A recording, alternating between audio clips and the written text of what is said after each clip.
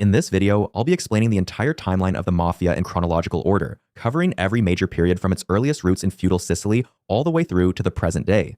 This timeline focuses on the historical development of the Mafia in Sicily and the United States, excluding its presence in other countries or fictional portrayals, because those regions developed their own distinct criminal organizations with different structures, customs, and historical contexts that would require separate comprehensive examinations. We're going to walk through roughly 10 major eras spanning over 8 centuries, from the feudal systems of medieval Sicily through the age of the Black Hand, the explosive growth during Prohibition, the conflicts with Mussolini's fascist regime, the post-war Golden Age, the massive government crackdowns of the 1980s and 90s, and finally the Mafia's modern adaptations in the 21st century. As always, throughout the video, there will be a timeline animation at the bottom of the screen, so you can easily follow along and understand exactly when each event takes place. Now, most people think the Mafia began as an organized crime syndicate in the late 1800s or early 1900s, but here's something that might surprise you. The true origins of the Mafia predate the unification of Italy and are deeply rooted in the feudal systems of Sicily, long before any organized crime as we know it today, meaning that what we call the Mafia actually evolved from social structures that were, at least initially, designed to protect communities rather than exploit them. But before we get to any of that, we need to explain the setting first, because without understanding the unique political, economic, and social conditions of medieval and early modern Sicily, it's impossible to grasp why this particular island became the birthplace of one of history's most infamous criminal organizations. Our story begins not in the smoky backrooms of 20th century America, but centuries earlier, on an island that would become the crucible for one of history's most enduring criminal organizations. To understand the Mafia, you have to understand Sicily, and to understand Sicily, you need to go back to a time when the island was little more than a prize to be claimed by whoever had the strongest army and the longest reach. By the 12th century, Sicily had already seen more conquerors than most regions experience in a millennium. The island's strategic position in the Mediterranean made it irresistible to every major power that sought to control trade routes and project influence across the sea. When the Normans arrived in the 11th century, they were simply the latest in a long line of foreign rulers, but their conquest would establish patterns of power and resistance that would echo through the centuries. The Norman conquest, completed by around 1091, displaced the Arab Muslim rulers who had governed Sicily for over 2 centuries. The Arabs had brought sophisticated irrigation systems, new crops like citrus fruits and sugarcane, and a relatively tolerant administrative system that allowed different religious communities to coexist. But the Normans brought something different, a rigid, feudal hierarchy imported from northern Europe, one that would fundamentally reshape Sicilian society. Roger I, the Great Count of Sicily, and later his son Roger II, who became the first king of Sicily in 1130, imposed a new order on the island. They parceled out vast tracts of land to Norman knights and nobles who had participated in the conquest, creating enormous estates that would become known as latifundia. Roger II was an ambitious and capable ruler who understood that controlling Sicily meant more than just military dominance. He established his court in Palermo and created one of the most sophisticated bureaucracies in medieval Europe, borrowing administrative techniques from the Arabs, legal concepts from the Byzantines, and feudal structures from the Normans. His kingdom was, on paper at least, a centralized state with the monarch at its apex, dispensing justice and collecting taxes through a network of royal officials. The reality on the ground, however, was considerably more complex. The Norman barons who had been granted these enormous estates were not simply passive recipients of royal favor. They had their own armies, their own courts, and their own ideas about how much authority the king in Palermo should actually wield over their domains. This tension between central authority and local power became even more pronounced under Frederick II, one of the most remarkable figures of the 13th century. Frederick, who ruled from 1198 to 1250, was both Holy Roman Emperor and King of Sicily, a man who spoke 6 languages, patronized science and the arts, and fancied himself a philosopher king in the classical mold. He spent much of his reign attempting to create a truly centralized state in Sicily, one where royal law would supersede feudal custom and where the king's will would be felt in every corner of the realm. Frederick established the Constitutions of Melfi in 1231, a comprehensive legal code that sought to bring all aspects of Sicilian life under royal jurisdiction. He created a professional civil service, standardized weights and measures, regulated trade, and most controversially, attempted to curtail the private jurisdictions of the feudal barons. The barons, predictably, resisted. They had grown accustomed to running their states as virtually independent principalities, and they were not about to surrender that autonomy to a distant monarch, no matter how enlightened he claimed to be.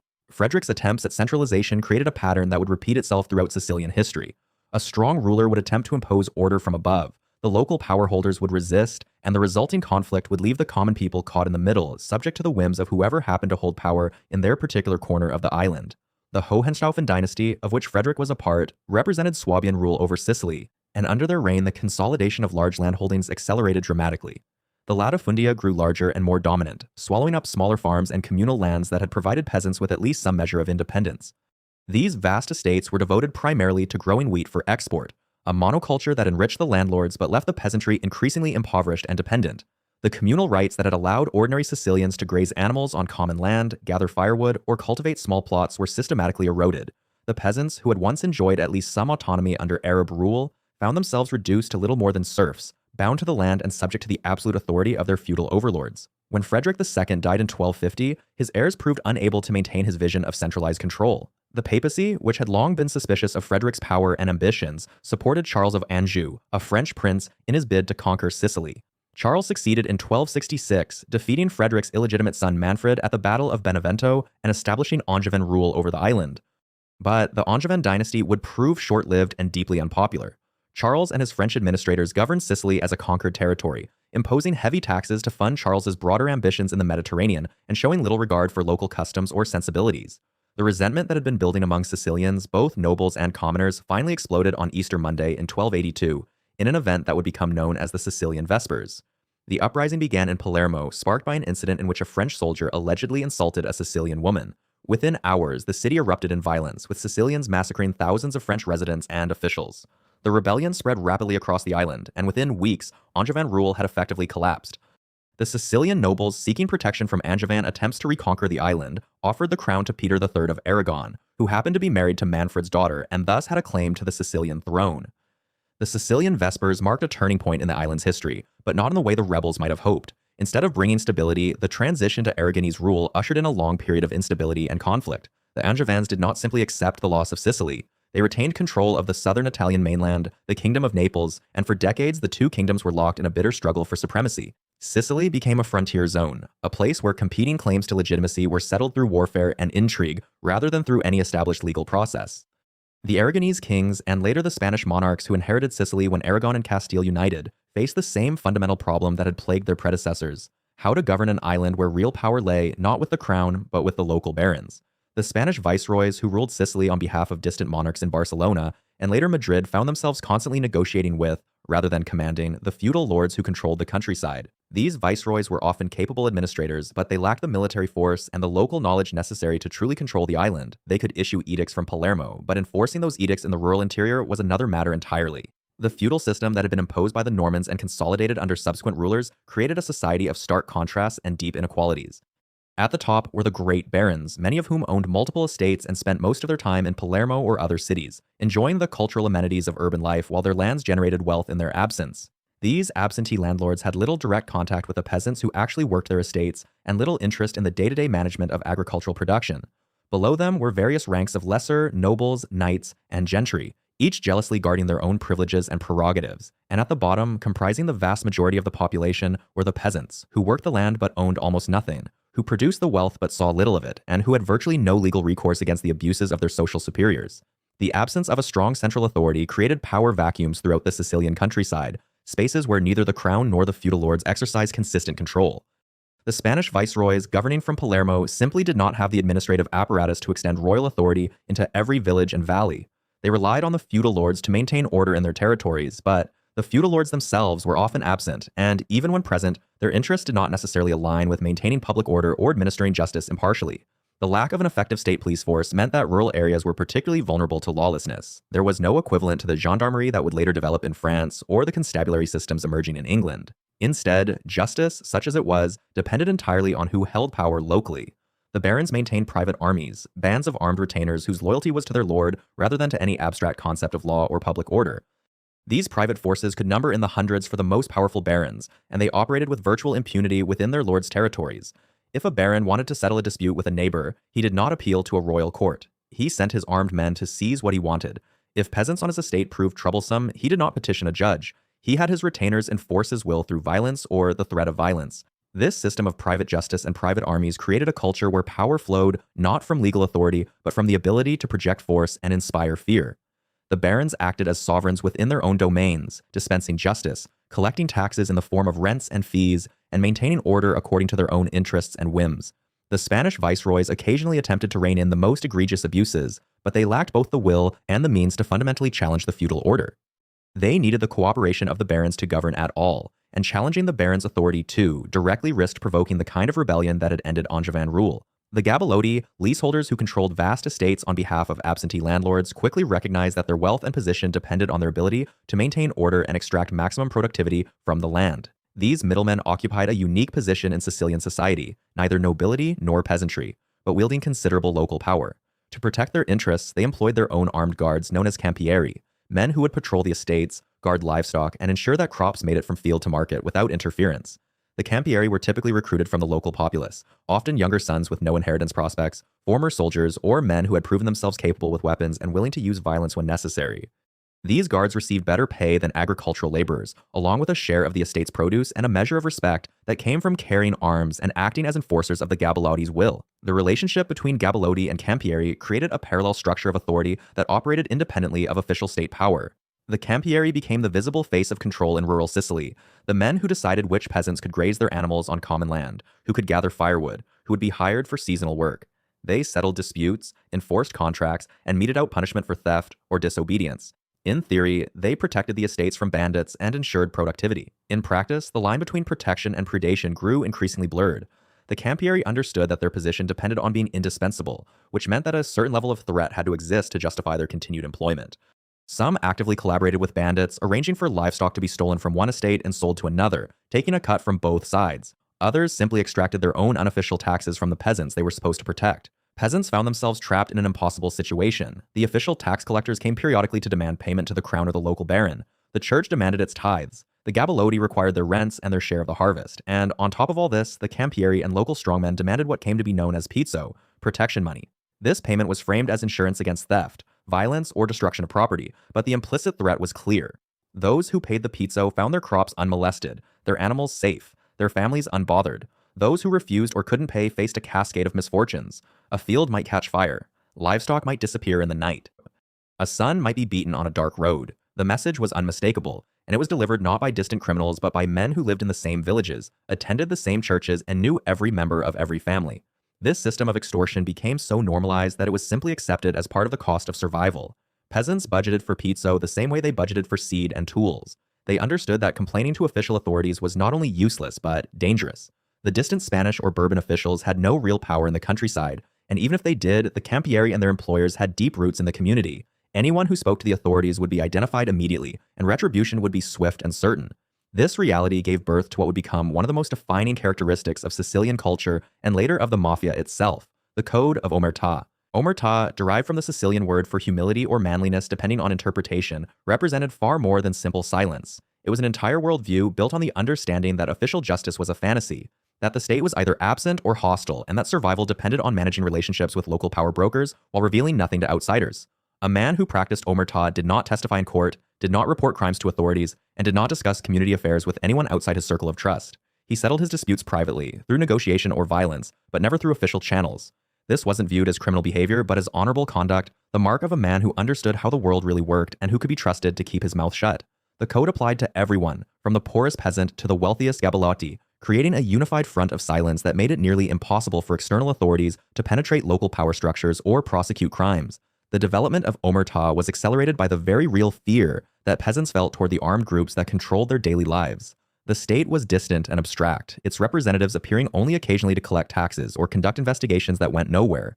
The campieri and their masters were immediate and concrete, present every day, watching, listening, and ready to act. A peasant might theoretically appeal to a magistrate in Palermo, but that magistrate would eventually leave, while the campieri would remain forever. The calculation was simple. The men with guns who lived next door were far more dangerous than the officials in the capital. This fear, combined with the practical impossibility of obtaining justice through official channels, made Omertà not just a cultural preference but a survival strategy. While the Gabellotti and campieri dominated the agricultural lowlands and coastal areas, the mountainous interior of Sicily became a stronghold for outright banditry. The rugged terrain, with its deep valleys, hidden caves, and remote villages, provided perfect refuge for men who lived entirely outside the law. These bandits, often called briganti, engaged in kidnapping, robbery, cattle rustling, and murder. They preyed on travelers, raided isolated farms, and occasionally launched attacks on entire villages. Some were genuine outlaws, men who had fled justice or poverty and had no choice but to live by the gun. Others were more calculating, using banditry as a business and maintaining complex relationships with the supposedly legitimate power structures in the towns and cities. The connection between bandits and local power brokers was one of the open secrets of Sicilian life. A Gabellotti might publicly condemn banditry while privately employing bandits to intimidate rivals or eliminate troublesome peasants. A bandit chief might have a standing arrangement with a landowner, agreeing not to raid certain estates in exchange for information, supplies, or a share of profits from other criminal activities. Some bandits were essentially private armies for hire, available to anyone who could pay their price. This intermingling of the criminal underworld with supposedly legitimate society created a complex web of relationships where the distinction between law-abiding citizen and outlaw became meaningless. A man might be a respected estate manager by day and a fence for stolen goods by night. A bandit might be a wanted criminal in one province and a protected asset of a powerful family in another. The bandit culture of the Sicilian interior developed its own codes and rituals that would later influence mafia traditions. Bandit chiefs commanded absolute loyalty from their men, enforced through a combination of charisma, violence, and shared profit. They demanded respect from the communities they terrorized, expecting to be treated as men of honor rather than common criminals. They cultivated reputations for keeping their word, at least among themselves, and for exacting terrible revenge on anyone who betrayed them. They operated according to their own sense of justice, which often involved settling scores, defending personal honor, and maintaining hierarchies of respect. These values, born in the mountains among men who live by violence, would eventually migrate into the more organized criminal structures of the 19th century. The concept of amicizia, or friendship, took on special meaning in this environment. In a society where official institutions couldn't be trusted and written contracts were meaningless, personal relationships became the only reliable currency. A man's word, backed by his reputation and his willingness to use violence to defend it, was worth more than any legal document. Friendships were cultivated carefully, tested over time, and sealed through exchanges of favors, shared secrets, and mutual protection. To be someone's friend meant to be bound in a reciprocal relationship of obligation and loyalty. A friend would hide you from the law, lie for you in court, avenge insults against you, and support your family if you were killed or imprisoned. In return, you owed the same absolute loyalty. These friendship networks created invisible structures of power that crisscrossed Sicily, linking peasants to campieri, campieri to gabalotti, gabalotti to nobles, and all of them to the bandits in the mountains. Closely related to amicizia was the concept of onore, or honor. In Sicilian society, honor was not an abstract virtue, but a tangible asset that determined a man's place in the social hierarchy. A man of honor kept his promises, protected his family, commanded respect, and never tolerated insults or disrespect. He was expected to respond to any slight, no matter how small, with appropriate force. A man who allowed himself to be insulted without response was considered weak, unworthy of respect, and unreliable as an ally. This created a hair-trigger culture where perceived disrespect could escalate into violence instantly. The emphasis on honor also meant that reputation was everything. A man known for keeping his word and exacting revenge on his enemies could operate effectively in the criminal underworld because others knew he would follow through on his threats and promises. This shared understanding of honor created a sense of identity among the gabalotti, campieri, and bandits, a recognition that despite their different roles, they all operated according to the same fundamental principles. The Spanish Inquisition, which remained active in Sicily until 1782, further poisoned the relationship between the Sicilian people and official authority. The Inquisition operated through secret denunciations, anonymous accusations, and trials where the accused had no right to know their accusers or examine evidence.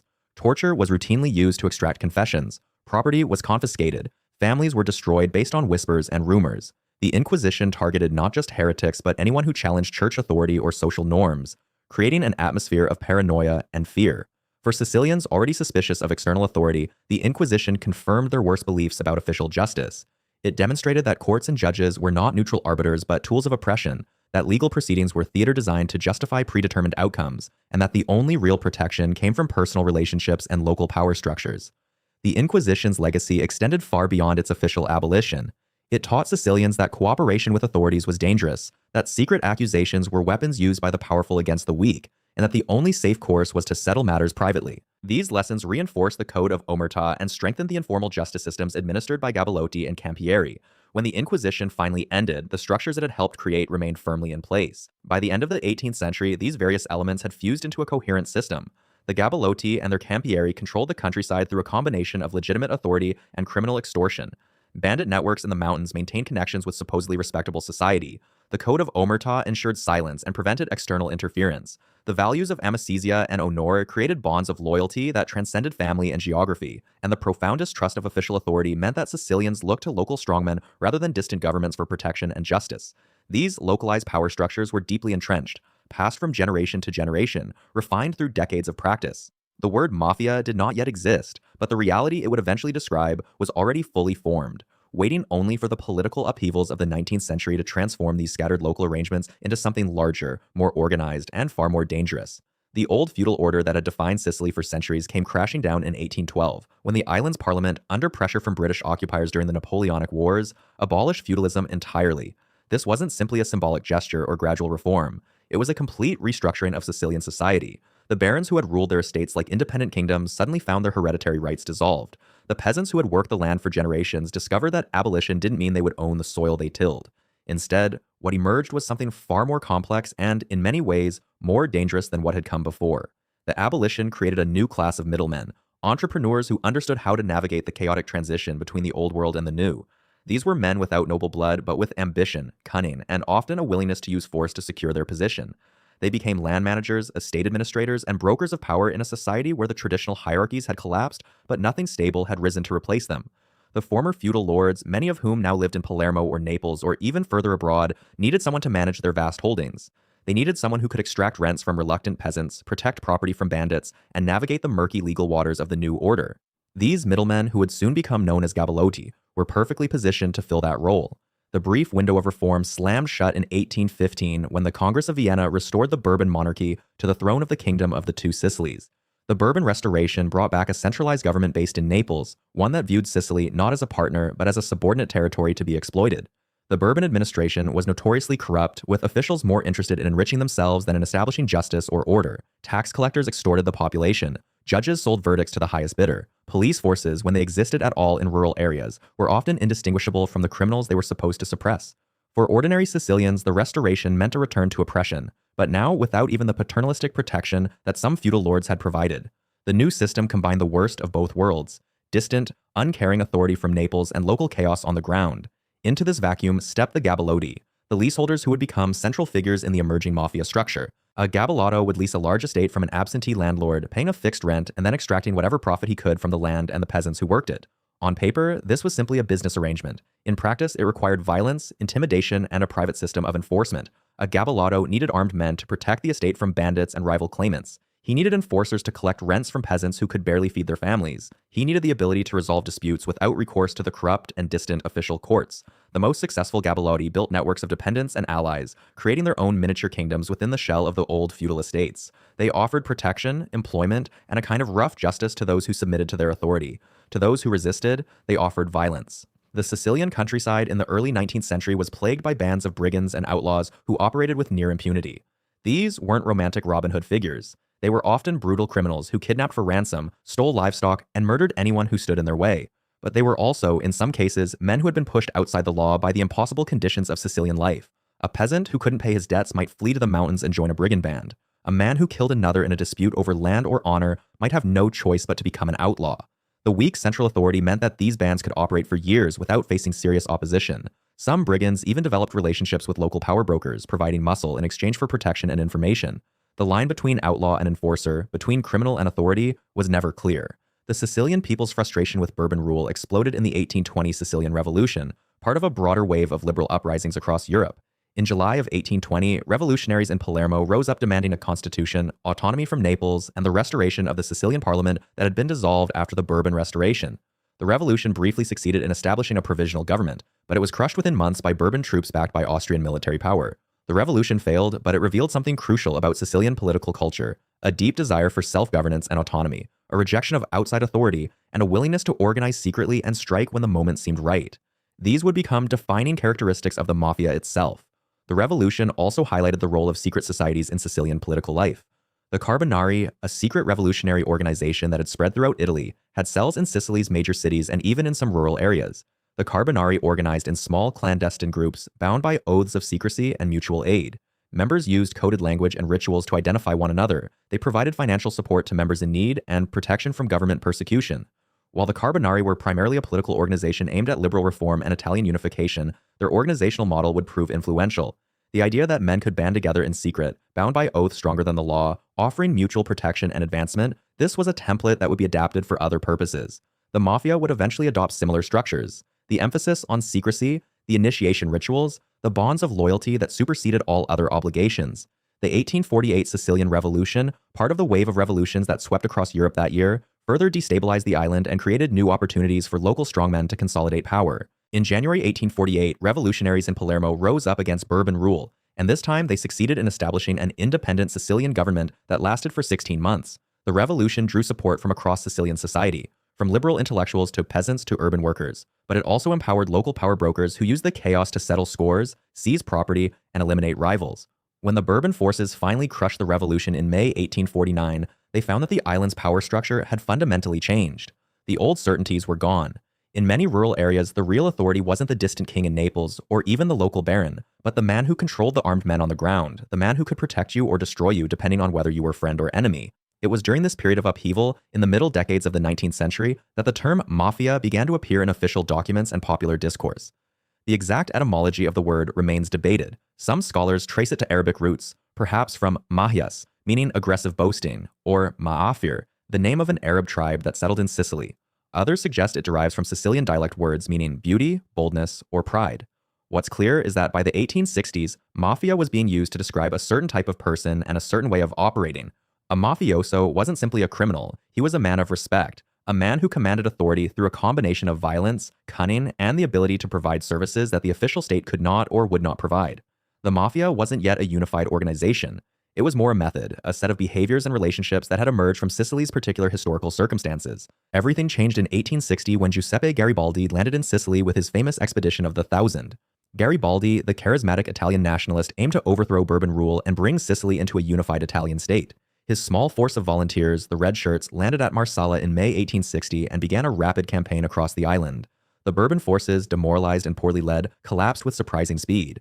But Garibaldi's success wasn't just military. He had help from local power brokers who saw in Italian unification an opportunity to consolidate their own positions. Gabalotti, landowners, and local strongmen provided intelligence, supplies, and armed men to support Garibaldi's campaign. In exchange, they expected to be rewarded when the new order was established. Some historians argue that the mafia as an organized force was essentially born in this moment, as local power brokers used the chaos of unification to eliminate rivals and establish themselves as the real authority in their territories. The unification of Italy was officially completed in 1861, when Victor Emmanuel II was proclaimed king of a united Italian kingdom. For many Italians, particularly in the north, this was a moment of triumph, the culmination of decades of struggle for national unity. For many Sicilians, the reaction was far more ambiguous.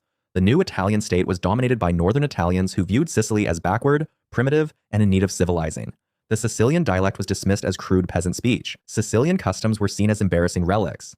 The new government in Turin, and later in Rome, showed little understanding of or sympathy for Sicily's particular circumstances. Sicilians had hoped that unification would bring autonomy, reform, and an end to exploitation. Instead, they got a new set of distant rulers who seemed as indifferent to their welfare as the Bourbons had been. The new Italian state struggled mightily to assert control over Sicily. The island was plagued by what the government called brigandage, but what many Sicilians saw as resistance to an occupying force.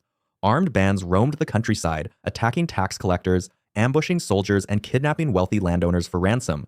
Some of these brigands were genuine criminals. Others were former Bourbon soldiers who refused to accept defeat. Still others were peasants driven to desperation by impossible taxes and grinding poverty. The Italian government responded with increasing harshness, but force alone couldn't establish legitimacy or order. In 1863, the Italian parliament passed the Pica Law, named after the deputy who proposed it. This law was designed to suppress brigandage through military tribunals, collective punishment, and summary executions. Villages suspected of harboring brigands could be burned. Anyone found carrying weapons without authorization could be shot on sight. Military courts could impose death sentences without the possibility of appeal. The Pica Law did reduce the level of open rebellion, but at a terrible cost. Thousands of Sicilians were killed, imprisoned, or driven into exile. The harsh repression further alienated the Sicilian population from the Italian state and deepened the sense that official authority was not just ineffective but actively hostile to ordinary people. In this environment, alternative sources of authority and justice became even more attractive. If the state was your enemy, you needed friends who could protect you, advocate for you, and if necessary, avenge you.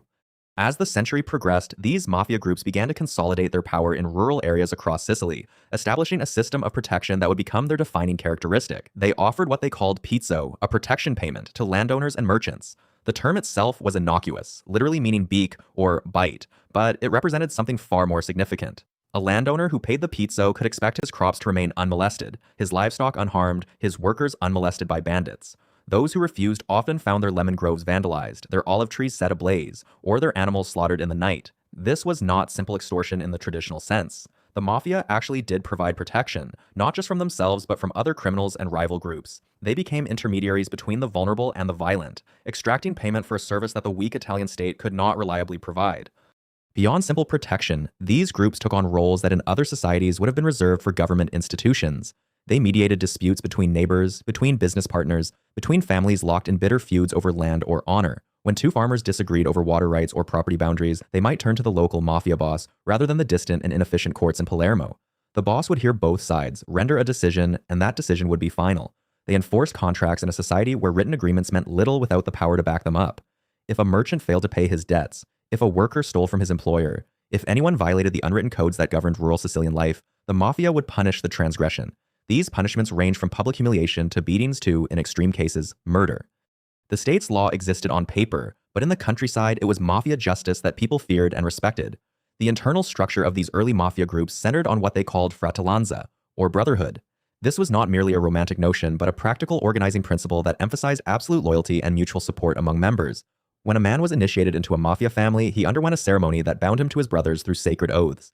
Blood was drawn from his finger, sometimes dripped onto an image of a saint, and he swore to protect his fellow members as he would his own blood relatives. This fratellanza created obligations that superseded even family ties. If a member needed money, his brothers would provide it. If he needed an alibi, they would swear to it. If he needed someone killed, they would do it without question. In return, he owed them the same absolute loyalty.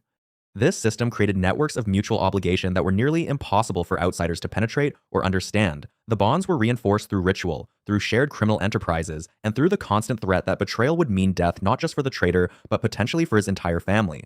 The mafia's growing power did not develop in isolation from Sicily's political establishment. Throughout the latter half of the 19th century, political corruption and alliances with local elites dramatically strengthened the mafia's influence.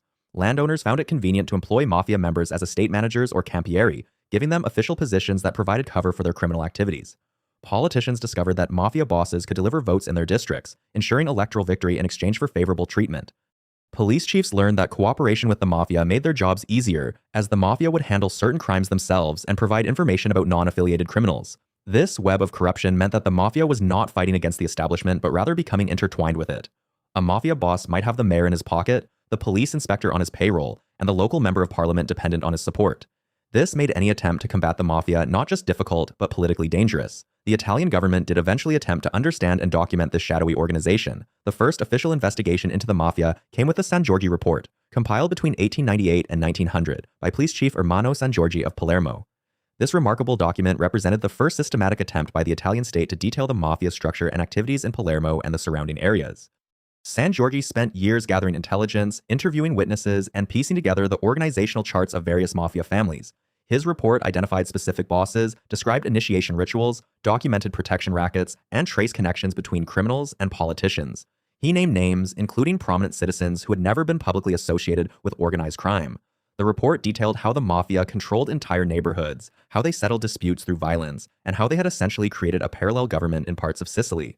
San Giorgi recommended mass arrests and a comprehensive campaign to dismantle the organization. His reward for this thorough and dangerous work was to be transferred away from Palermo, and most of his recommendations were ignored. The politicians and officials he had implicated ensured that the report was buried, and it would not be rediscovered and published until decades later. The failure to act on San Giorgi's findings allowed the mafia to continue growing unchecked into the 20th century. One particular economic sector became crucial to mafia power during this period. The lemon groves around Palermo, especially in areas like Bagheria and the Conca d'Oro, became a key site for mafia control due to their valuable export market. Lemons were not just another crop. They were essential for preventing scurvy on long sea voyages, making them highly valuable to the British and American navies and merchant marines. The groves around Palermo produced some of the finest lemons in the world, and they generated enormous profits. But these groves were also extremely vulnerable. Lemon trees take years to mature, they require constant irrigation and care, and the fruit must be harvested at precisely the right time to maximize value. A few nights of vandalism could destroy years of investment. The mafia recognized this vulnerability and exploited it ruthlessly. They demanded payment from grove owners, and those who paid found their property secure. Those who refused might wake to find their irrigation systems destroyed, their trees girdled and dying, their harvests stolen. The mafia also controlled the export process itself, determining which merchants could buy the lemons, which workers could harvest them, and which ships could transport them. By the 1880s and 1890s, it was virtually impossible to operate in the lemon business around Palermo without mafia approval and without paying them a substantial share of the profits. This economic power translated directly into political influence. Mafia bosses began to exert significant influence over local elections, ensuring the victory of sympathetic politicians through a combination of vote buying, intimidation, and outright fraud. In rural areas, a mafia boss might control hundreds of votes directly.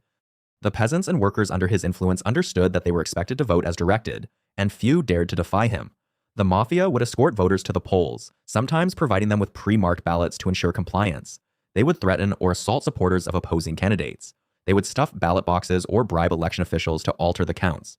When their preferred candidates won, which they almost invariably did in mafia-controlled areas, those politicians understood to whom they owed their positions. They would ensure that police investigations went nowhere, that mafia members arrested for crimes were released or given light sentences, and that government contracts and positions went to mafia associates. This created a self-reinforcing cycle where political power enabled criminal activity, and criminal activity generated the resources to maintain political power. Central to the mafia's survival and success was the principle known as Omertà, the code of silence that became a fundamental aspect of mafia culture. Omertà meant more than simply not talking to the police. It represented a complete rejection of state authority and an insistence on handling all matters within the mafia's own system of justice. A man of honor, as mafia members called themselves, would never cooperate with authorities under any circumstances. He would not report crimes, he would not testify in court, he would not provide information even if he himself was the victim. To do so would be to acknowledge that the state had legitimate authority, which the mafia fundamentally rejected. Omertà was enforced through the most severe penalties. A man who broke the code of silence could expect not just his own death, but the deaths of his family members. His name would become synonymous with betrayal, and his memory would be cursed. This code made prosecuting mafia members extraordinarily difficult. Even when police knew who had committed a crime, even when there were witnesses, those witnesses would claim to have seen nothing. Victims would refuse to identify their attackers. Fellow criminals would provide alibis. The wall of silence was nearly impenetrable, protecting members from state prosecution and allowing them to operate with remarkable impunity. As Sicily began to modernize in the late 19th century, new opportunities for mafia enrichment emerged. The construction of public works projects, including roads, railways, aqueducts, and public buildings, provided fresh opportunities for mafia infiltration and extortion. These projects required land, labor, and materials, all of which the mafia could control or influence. They would demand payoffs from construction companies seeking contracts. They would insist that workers be hired through mafia-controlled labor brokers.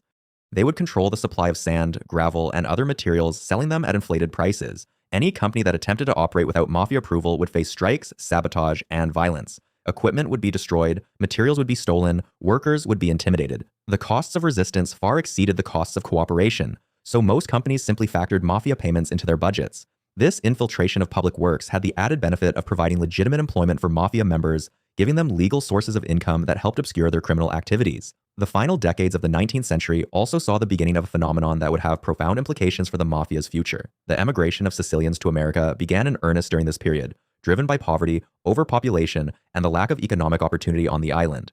Between 1880 and 1920, more than 4 million Italians would immigrate to the United States, with Sicilians representing a substantial portion of that number. Among these immigrants were mafia members who saw America as a land of opportunity, not just for honest work but for criminal enterprise. Some were fleeing prosecution in Sicily. Others were sent deliberately by their bosses to establish operations in the New World. These men brought with them the traditions, rituals, and methods they had learned in Sicily. They established new branches of their organizations in cities like New York, New Orleans, and Chicago, adapting their techniques to American conditions while maintaining connections to their homeland.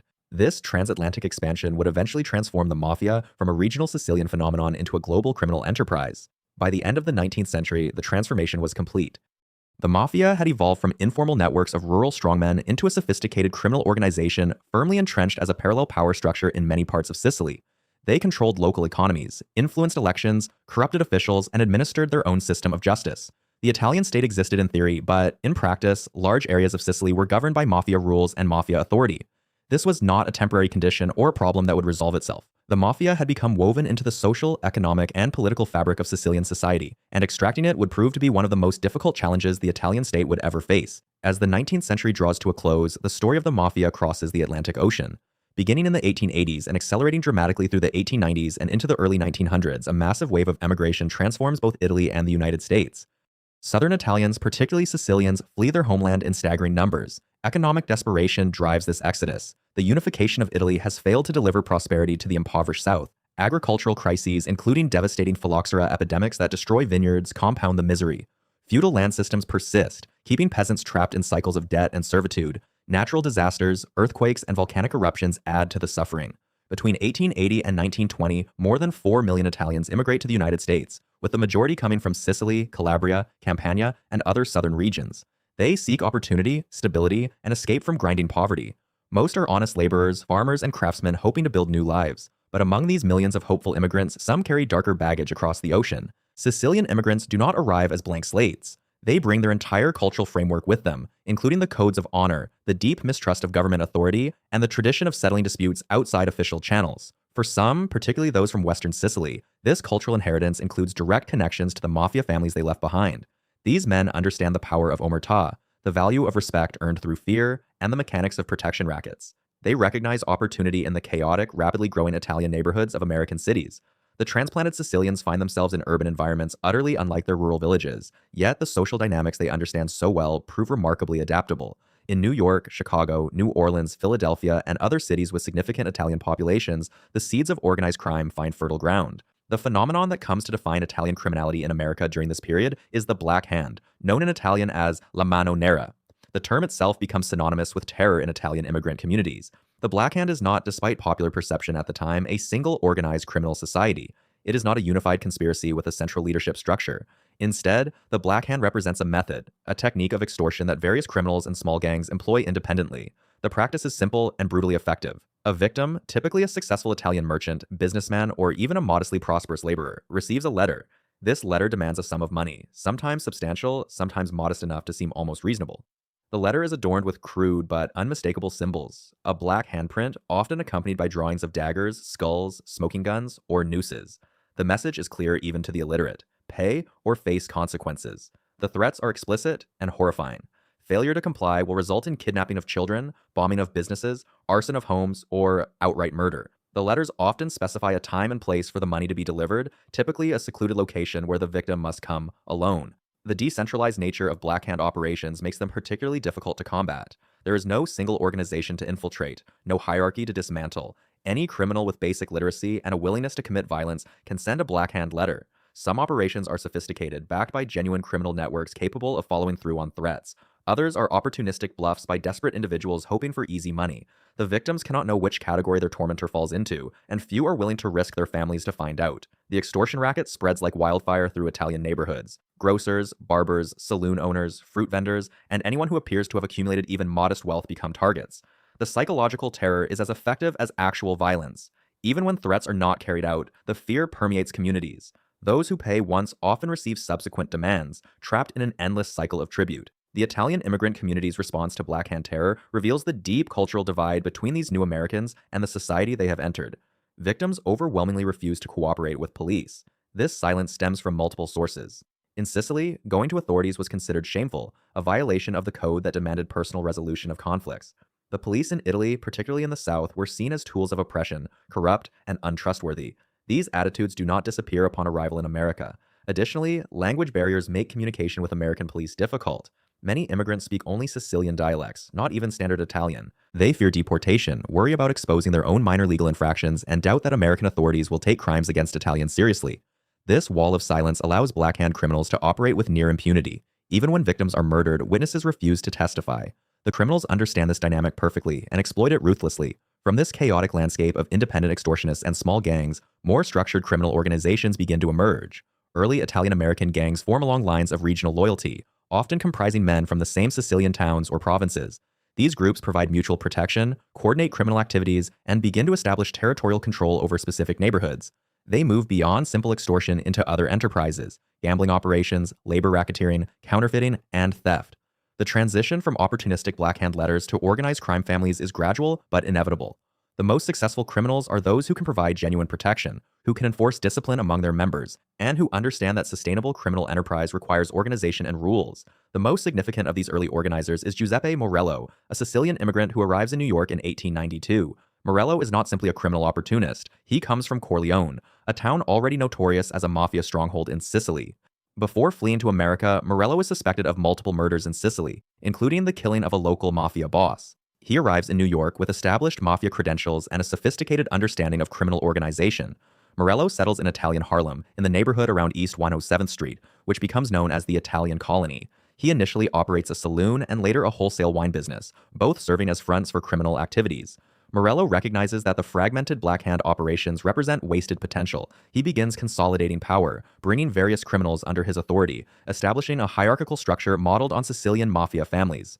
The Morello crime family, as it comes to be known, represents the first true mafia organization in America. Morello imports the Sicilian system wholesale, a boss at the top, trusted lieutenants below him, and a network of soldiers and associates. He demands tribute from criminals operating in his territory, effectively taxing Black Hand operators and other criminals. Those who refuse to acknowledge his authority face violence.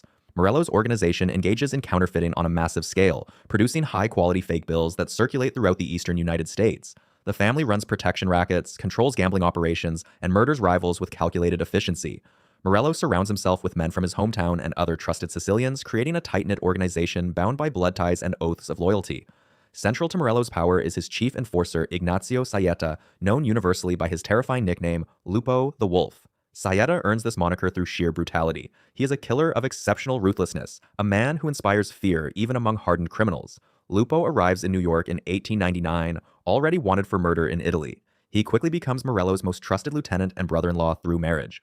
Lupo's reputation is built on a willingness to commit any act of violence without hesitation or remorse. Stories circulate through Italian neighborhoods of his sadistic methods, of victims tortured before death, of bodies disposed of in ways meant to send messages.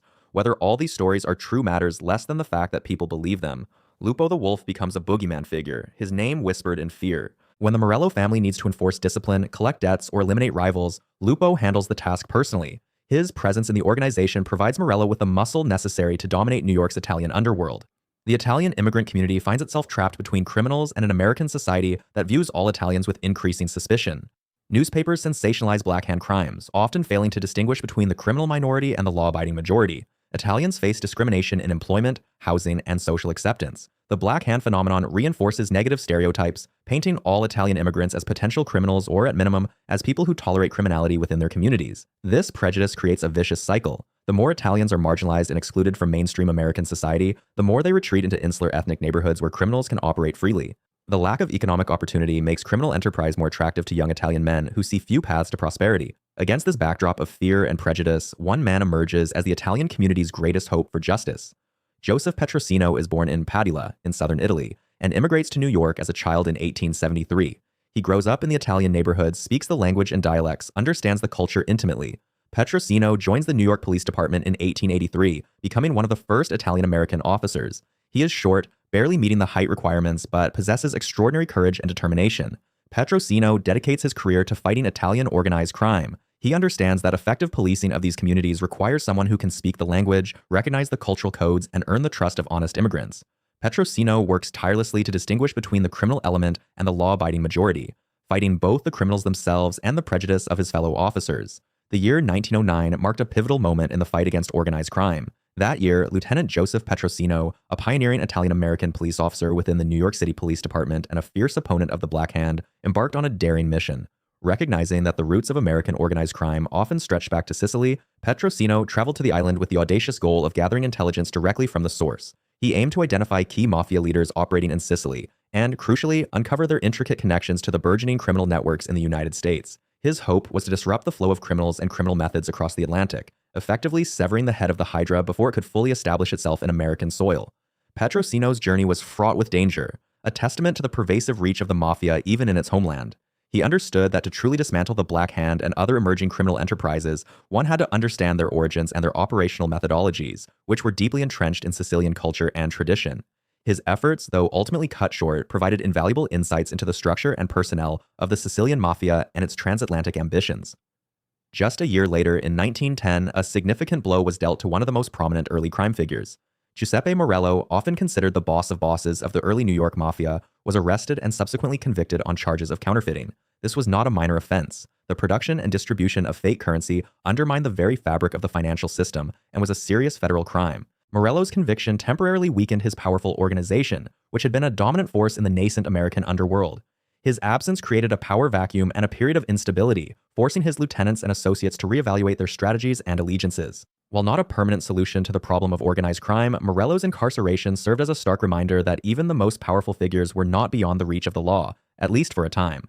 It also highlighted the vulnerability of these early criminal structures, which were often heavily reliant on the singular leadership of charismatic and ruthless individuals. The temporary disruption of Morello's network allowed other factions and emerging criminal elements to vie for control, setting the stage for future conflicts. However, the criminal landscape was far from being solely dominated by Sicilian-descended groups. Around this same period, another formidable Italian criminal organization, the Camorra, a Neapolitan criminal society with its own distinct traditions and operational methods, began to establish a significant presence in American cities. New York, with its vast Italian immigrant population and burgeoning economic opportunities, became a primary hub for Camorra activities. Unlike the Sicilian Mafia, which often operated with a more hierarchical and secretive structure, the Camorra was historically characterized by a more decentralized and often more overtly violent approach. Their arrival introduced a new dimension to the American underworld, adding another layer of complexity to the already volatile environment. The Camorra's infiltration into American cities meant that the criminal underworld was no longer a Sicilian monopoly. It was now a multi-ethnic battleground where different Italian regional criminal traditions clashed. This diversification of criminal power would inevitably lead to intense rivalries and violent confrontations as each group sought to carve out its own territory and consolidate its influence. Indeed, these rivalries and conflicts soon erupted into open warfare. The inherent differences in organizational structure, cultural traditions, and operational philosophies between the Sicilian Mafia factions and the Neapolitan Camorra groups made peaceful coexistence nearly impossible. Both sought control over lucrative rackets such as extortion, gambling, loan sharking, and the burgeoning illicit alcohol trade. The streets of New York, particularly in the densely populated Italian-American neighborhoods, became the battleground for these escalating turf wars. These conflicts were not merely about territory, they were also about honor, reputation, and the assertion of dominance. Each group believed it had the right to control certain areas and certain illicit enterprises, leading to a series of violent clashes, assassinations, and retaliatory strikes. The immigrant communities, often caught in the crossfire, suffered immensely from the increased violence and instability. The simmering tensions finally boiled over, and what became known as the Mafia Camorra War officially began around 1914. This period marked a dramatic escalation of violence in Italian-American neighborhoods, particularly in New York City. The war was a brutal and protracted struggle for supremacy between various Sicilian mafia factions, often aligned with the Morello crime family and the Neapolitan Camorra, primarily led by figures like Pellegrino Morano and Alessandro Mola. The conflict was characterized by a series of high-profile assassinations, bombings, and street battles, turning parts of the city into virtual war zones. The sheer brutality and public nature of these conflicts shocked even seasoned law enforcement officials. The war was a defining moment in the history of American organized crime, demonstrating the ruthlessness and ambition of these nascent criminal empires. It also highlighted the challenges faced by law enforcement, who were often overwhelmed by the scale and complexity of the violence. Amidst this chaos and bloodshed, new leaders emerged, consolidating power and reshaping the criminal landscape. One such figure was Antonio "Tony the Gent" D'Aquila. D'Aquila, a Sicilian immigrant, rose through the ranks during this tumultuous period, skillfully navigating the treacherous waters of the gang wars. He was known for his cunning, his strategic mind, and his ability to command loyalty. As the Mafia Camorra War raged, D'Aquila seized opportunities to expand his influence and eliminate rivals, gradually building a formidable criminal enterprise. His rise symbolized a shift from the more diffuse and less organized Black Hand activities to more structured and hierarchical criminal organizations. D'Aquila's ability to maintain a degree of order within his own faction while relentlessly fighting his adversaries allowed him to emerge as a significant figure, laying the groundwork for what would eventually become one of New York's powerful crime families. His ascent demonstrated that in times of extreme violence and instability, strong leadership and organizational prowess were critical for survival and expansion. The Mafia Camorra conflict was further fueled by a series of targeted killings. One particularly impactful event was the assassination of Alessandro Mola, a prominent Camorra leader.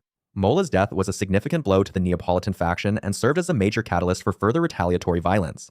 The cycle of vengeance intensified, with each assassination leading to another, dragging both sides deeper into a spiral of bloodshed. These killings were not random acts of violence. They were calculated strikes aimed at decapitating rival organizations and asserting dominance. The assassination of Mola, a key figure in the Camorra's New York operations, underscored the high stakes of the war and the ruthless determination of those involved to eliminate their competition. The public nature of these killings also sent a chilling message to the wider community, reinforcing the perception of the underworld's power and impunity. As these more structured and hierarchical criminal organizations solidified their power through violent conflict, the influence of the Black Hand began to wane. The Black Hand, with its often individualistic and less coordinated extortion schemes, was simply no match for the organized brutality and strategic planning of the emerging Mafia and Camorra groups. While Black Hand tactics of intimidation and extortion continued in some forms, the era of the anonymous threatening letter as the primary tool of criminal enterprise was drawing to a close. The sophisticated networks, internal discipline, and sheer firepower of the warring factions overshadowed the more primitive methods of the Black Hand. This shift represented a significant evolution in American organized crime, moving from a collection of loosely affiliated extortionists to well-defined, albeit warring, criminal syndicates. The Black Hand's decline was a natural consequence of the increasing sophistication and consolidation of criminal power. The end of World War I in 1918 brought about a new set of circumstances that would profoundly impact the trajectory of organized crime in America. The cessation of hostilities in Europe led to a new wave of Italian immigration, as many sought to escape the economic devastation and social upheaval of post-war Italy. This influx of new arrivals provided both new recruits for criminal organizations and a larger pool of potential victims for their rackets. Crucially, the end of the war also coincided with a significant shift in criminal power dynamics. The intense battles of the Mafia Camorra War had effectively culled many of the weaker factions and allowed the stronger, more adaptable groups to consolidate their control. The post-war era was a time of rebuilding and reorganization, not just for legitimate society but for the underworld as well. The economic boom that followed the war, coupled with the impending era of Prohibition, would create unprecedented opportunities for criminal enterprise, further accelerating the evolution of organized crime. In this evolving environment, the rise of powerful individual crime bosses began to replace the more diffuse and less centralized threat of the Black Hand. Figures like Antonio D'Aquila, who had proven their mettle during the gang wars, now commanded significant resources and loyalty. These bosses were not merely leaders of small gangs, they were architects of criminal empires, capable of orchestrating complex operations and exerting control over vast territories. Their authority was often absolute within their organizations, and their decisions had far-reaching consequences. This transition marked a crucial step in the development of American organized crime, moving away from the opportunistic and often sporadic violence of the Black Hand to the strategic, systematic, and often institutionalized crime of the syndicates. The era of the boss was dawning, characterized by strong centralized leadership and a clear chain of command within the criminal hierarchy. Ultimately, this period of intense conflict, consolidation, and evolution laid the essential foundations for the emergence of what would become the legendary five families in New York City. The battles fought, the alliances forged, and the leaders who rose and fell during the Mafia War and its immediate aftermath directly shaped the structure of organized crime in the city for decades to come. The territories carved out, the rackets established, and the internal hierarchies developed during this tumultuous era provided the blueprint for the powerful crime families that would dominate the New York underworld throughout the 20th century. The struggles of the early 1900s were not just isolated incidents. They were the crucible in which the modern American mafia was forged, setting the stage for its eventual rise to unprecedented power and influence. The roar of the 20s, a decade of unprecedented change and upheaval, began with a seismic shift that would irrevocably alter the landscape of American crime. We are now in the 1920s, an era defined by a nationwide social experiment and the fourth major entry on our timeline, Prohibition and the rise of American mafia families. This period, stretching from 1920 into the early 1930s, didn't just create opportunities for organized crime, it practically gift-wrapped an entire industry for them, propelling previously disparate criminal elements into a unified, powerful force. The catalyst for this transformation was the 18th Amendment to the United States Constitution, ratified in 1919, which prohibited the manufacture, sale, or transportation of intoxicating liquors. The Volstead Act, passed in the same year, provided the legislative teeth for this amendment, defining what constituted intoxicating liquors and outlining the enforcement mechanisms. While the intention was to reduce crime, poverty, and corruption by eliminating alcohol consumption, the reality was a spectacular failure. Instead of curbing the desire for alcohol, Prohibition simply drove it underground, creating a massive illicit black market for liquor. This wasn't just a niche market, it was a nationwide thirst, and those willing to quench it stood to make fortunes. With the legal avenues for alcohol production and distribution shut down, a vacuum was created, and criminal organizations were perfectly positioned to fill it. Bootlegging, the illegal manufacturing and transportation of alcoholic beverages, became the primary engine of organized crime's expansion.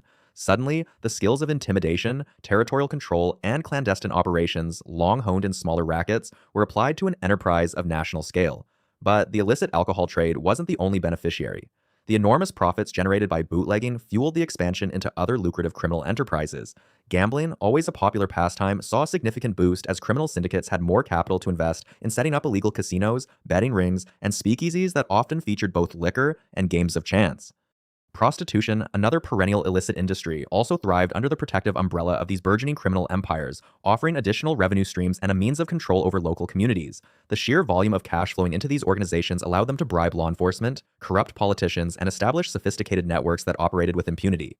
In Chicago, a city already known for its rough-and-tumble politics and burgeoning criminal underworld, the opportunities presented by Prohibition were seized with particular fervor. In 1920, Johnny Torrio, a shrewd and ambitious criminal, took the reins of the Chicago outfit. He inherited the organization from his uncle, Big Jim Colosimo, a more traditional vice lord who, some speculate, was reluctant to fully embrace the risks and rewards of bootlegging. Colosimo's assassination in May of 1920, an event often attributed to Torrio himself, cleared the path for a new, more aggressive approach to organized crime in the city. Torrio, recognizing the immense potential of Prohibition, immediately began to expand the outfit's operations, moving beyond traditional rackets like prostitution and gambling to focus heavily on the illegal liquor trade. He was a visionary in his own right, understanding the need for organization and alliances in this new criminal landscape. It was also in 1920 that a young, ambitious protege of Torrio, a man who would become arguably the most famous gangster in American history, moved to Chicago. Al Capone, a Brooklyn native with a reputation for brutality and a keen business mind, had been working for Torrio in New York. Recognizing Capone's talent, Torrio brought him west, and Capone quickly rose through the ranks of the Chicago outfit. His rise was meteoric, a testament to his ruthlessness, intelligence, and charisma. He wasn't just a thug, he understood the economics of the illegal liquor trade and the importance of controlling territory and supply lines. While Chicago was consolidating its criminal power, a different kind of force was beginning to assert itself on the East Coast. Salvatore Maranzano, a powerful Sicilian mafioso with deep roots in the traditional Cosa Nostra structure, arrived in the United States in the early 1920s. Maranzano was a man of the old world, steeped in the rigid hierarchies and ancient rituals of the Sicilian Mafia. He envisioned a unified criminal empire in America, structured along the lines of the Sicilian model, with himself at its undisputed head. His ambition was not merely to profit from Prohibition, but to establish a dominant, centrally controlled organization that would dictate terms to all other Italian-American gangs. He brought with him a belief in the old ways, a reverence for tradition, and a fierce determination to impose order, even if that order had to be forged in blood. At the same time, another formidable figure was consolidating power in New York City, Joe Masseria, known as the Boss. Masseria, a more pragmatic and less traditional leader than Maranzano, had already begun to unify several Italian-American gangs under his banner. He was a shrewd operator, a survivor of countless street battles, and a man who understood the value of loyalty and brute force. Masseria's approach was less about a grand overarching structure and more about practical control, leveraging existing relationships and intimidating rivals into submission. He saw the Prohibition era as an opportunity to expand his influence and wealth, and he was not about to yield his hard-won territory to any newcomer, especially one with Maranzano's old-world pretensions. The influx of wealth from bootlegging and the increasing organization of criminal enterprises led to a predictable outcome: violent turf wars. As Italian-American gangs consolidated power, their ambitions inevitably clashed. The sheer profitability of the illegal liquor trade meant that control over a particular territory, a supply route, or a network of speakeasies was worth fighting and dying for. These conflicts were not just random acts of violence. They were strategic battles for dominance, often leading to bloody and protracted engagements. The most infamous of these, the Castellamarese War, would erupt later in the decade, but its seeds were sown in these early struggles for territorial supremacy. Back in Chicago, the Jenna brothers, a powerful Sicilian family, had established a formidable bootlegging operation, controlling a significant portion of the city's illegal alcohol supply. Their success, however, put them on a collision course with the rapidly expanding Chicago outfit under Capone. The Jenna brothers were a force to be reckoned with, known for their ruthlessness and their extensive network of speakeasies and distilleries. Their independent power base was a direct challenge to Capone's ambition for complete control over Chicago's criminal underworld. The conflicts between the Jenna brothers and the Chicago outfit were frequent and brutal, characterized by drive-by shootings, bombings, and assassinations as each side sought to cripple the other's operations and assert dominance. The culmination of these early Chicago gang wars, and a stark illustration of Al Capone's brutal efficiency, came on February 14, 1929, with the infamous St. Valentine's Day Massacre. This meticulously planned ambush targeted the North Side Gang, led by Bugs Moran, who had become Capone's most persistent and troublesome rival. 7 members and associates of Moran's gang were lured to a garage on North Clark Street under the pretense of a liquor delivery. There, they were gunned down in cold blood by Capone's men, some disguised as police officers who then staged a fake arrest to divert suspicion. The massacre was a brutal public declaration of Capone's supremacy in Chicago, effectively eliminating his most significant competitor and sending a chilling message to anyone who dared to challenge his authority. It was a turning point, not just for the Chicago outfit, but for the perception of organized crime in America, demonstrating the lengths to which these new criminal empires would go to secure their power. As the 1920s progressed, the Prohibition era saw the rise to prominence of several key figures who would shape the American Mafia for decades to come. Al Capone, whose ruthlessness and business acumen had made him the undisputed king of Chicago, became a household name, a symbol of the era's lawlessness and the dark side of the American dream. In New York, 2 other figures were rapidly ascending: Lucky Luciano and Frank Costello. Luciano, a brilliant strategist and a visionary who saw beyond the old-world rivalries, was building a formidable criminal network. He was a master of diplomacy and organization, recognizing the need for cooperation and a more modern business-like approach to crime. Frank Costello, Luciano's close associate and a man of immense charm and political savvy, was the prime minister of the underworld, adept at navigating the murky waters of politics and legitimate business, making connections that would prove invaluable to the burgeoning mafia. These men, along with others, were not just criminals. They were architects of a new criminal order, leveraging the opportunities of Prohibition to build empires that would endure long after the taps flowed legally once more. Yet, even as these new leaders emerged, the old guard clung to power, leading to the ultimate clash of ideologies and ambitions. The stage was set for the Castellamarese War, a brutal and defining conflict that erupted in 1929 and lasted until 1931. This was not just a turf war, it was a war for the very soul of the American Mafia. On one side stood Joe Masseria, the boss, representing the Mustache Pete's, the older, more traditional, and often more insular Sicilian mafiosi, who clung to old-world customs and a more autocratic style of leadership. On the other side was Salvatore Maranzano, the ambitious Sicilian newcomer who sought to impose a rigid, hierarchical structure on the American underworld with himself at its apex, a boss of all bosses. This war, fought across the streets of New York, would determine not only who would control the lucrative rackets of the Prohibition era, but also the future organizational structure and leadership of the American Mafia itself. The conflict was characterized by a series of assassinations, betrayals, and shifting alliances, as both sides sought to gain the upper hand in a struggle that would forever alter the course of organized crime in America. The stakes were incredibly high, and the outcome would reverberate for generations. The simmering conflict between Masseria and Maranzano, however, was not destined to be resolved by direct confrontation alone. A pivotal figure, a young and ambitious mafioso named Charles Lucky Luciano, who had steadily risen through the ranks of Joe Masseria's organization, began to play a dangerous game of double-dealing. Luciano, a shrewd strategist with a keen eye for opportunity, recognized the inherent instability in Masseria's old-world approach and the destructive nature of the ongoing war. He saw a path to power that bypassed the traditional, often bloody, methods of his predecessors. While outwardly loyal to Masseria, Luciano secretly began to align himself with Salvatore Maranzano, a move that would irrevocably alter the course of mafia history. This clandestine alliance was a testament to Luciano's cunning, as he navigated the treacherous waters of the Castellamarese War, positioning himself to emerge as the ultimate victor, regardless of which faction ostensibly triumphed. The culmination of this intricate web of betrayal arrived in April of 1931. On a seemingly ordinary day, Joe Masseria, the boss, was dining at a restaurant in Coney Island, a popular seaside resort in Brooklyn. Unbeknownst to him, his trusted lieutenant, Lucky Luciano, had meticulously orchestrated his demise. Luciano excused himself to the restroom, a prearranged signal for a team of hitmen to enter the establishment. Among these assassins were Vito Genovese, Albert Anastasia, Joe Adonis, and Benjamin Bugsy Siegel, all figures who would later become prominent in their own right, demonstrating the depth of Luciano's network and influence even at this early stage. Masseria was gunned down, bringing a definitive and brutal end to the protracted Castellamarese War. This assassination, carried out with such precision and audacity, sent shockwaves through the criminal underworld, signifying a dramatic shift in power dynamics and marking the end of an era dominated by the Mustache Petes, the older, more traditional Sicilian bosses. Luciano's calculated act of treachery not only eliminated a rival but also cleared the path for a new order. With Masseria eliminated, Salvatore Maranzano, the victor of the Castellamarese War, wasted no time in consolidating his newfound authority. He grandly declared himself Capo di tutti capi, or Boss of All Bosses, a title that harked back to the Sicilian Mafia's hierarchical traditions and implied absolute dominion over all organized crime activities in America. Maranzano, a man of considerable intellect and organizational skills, albeit with an autocratic streak, immediately set about restructuring the American Mafia.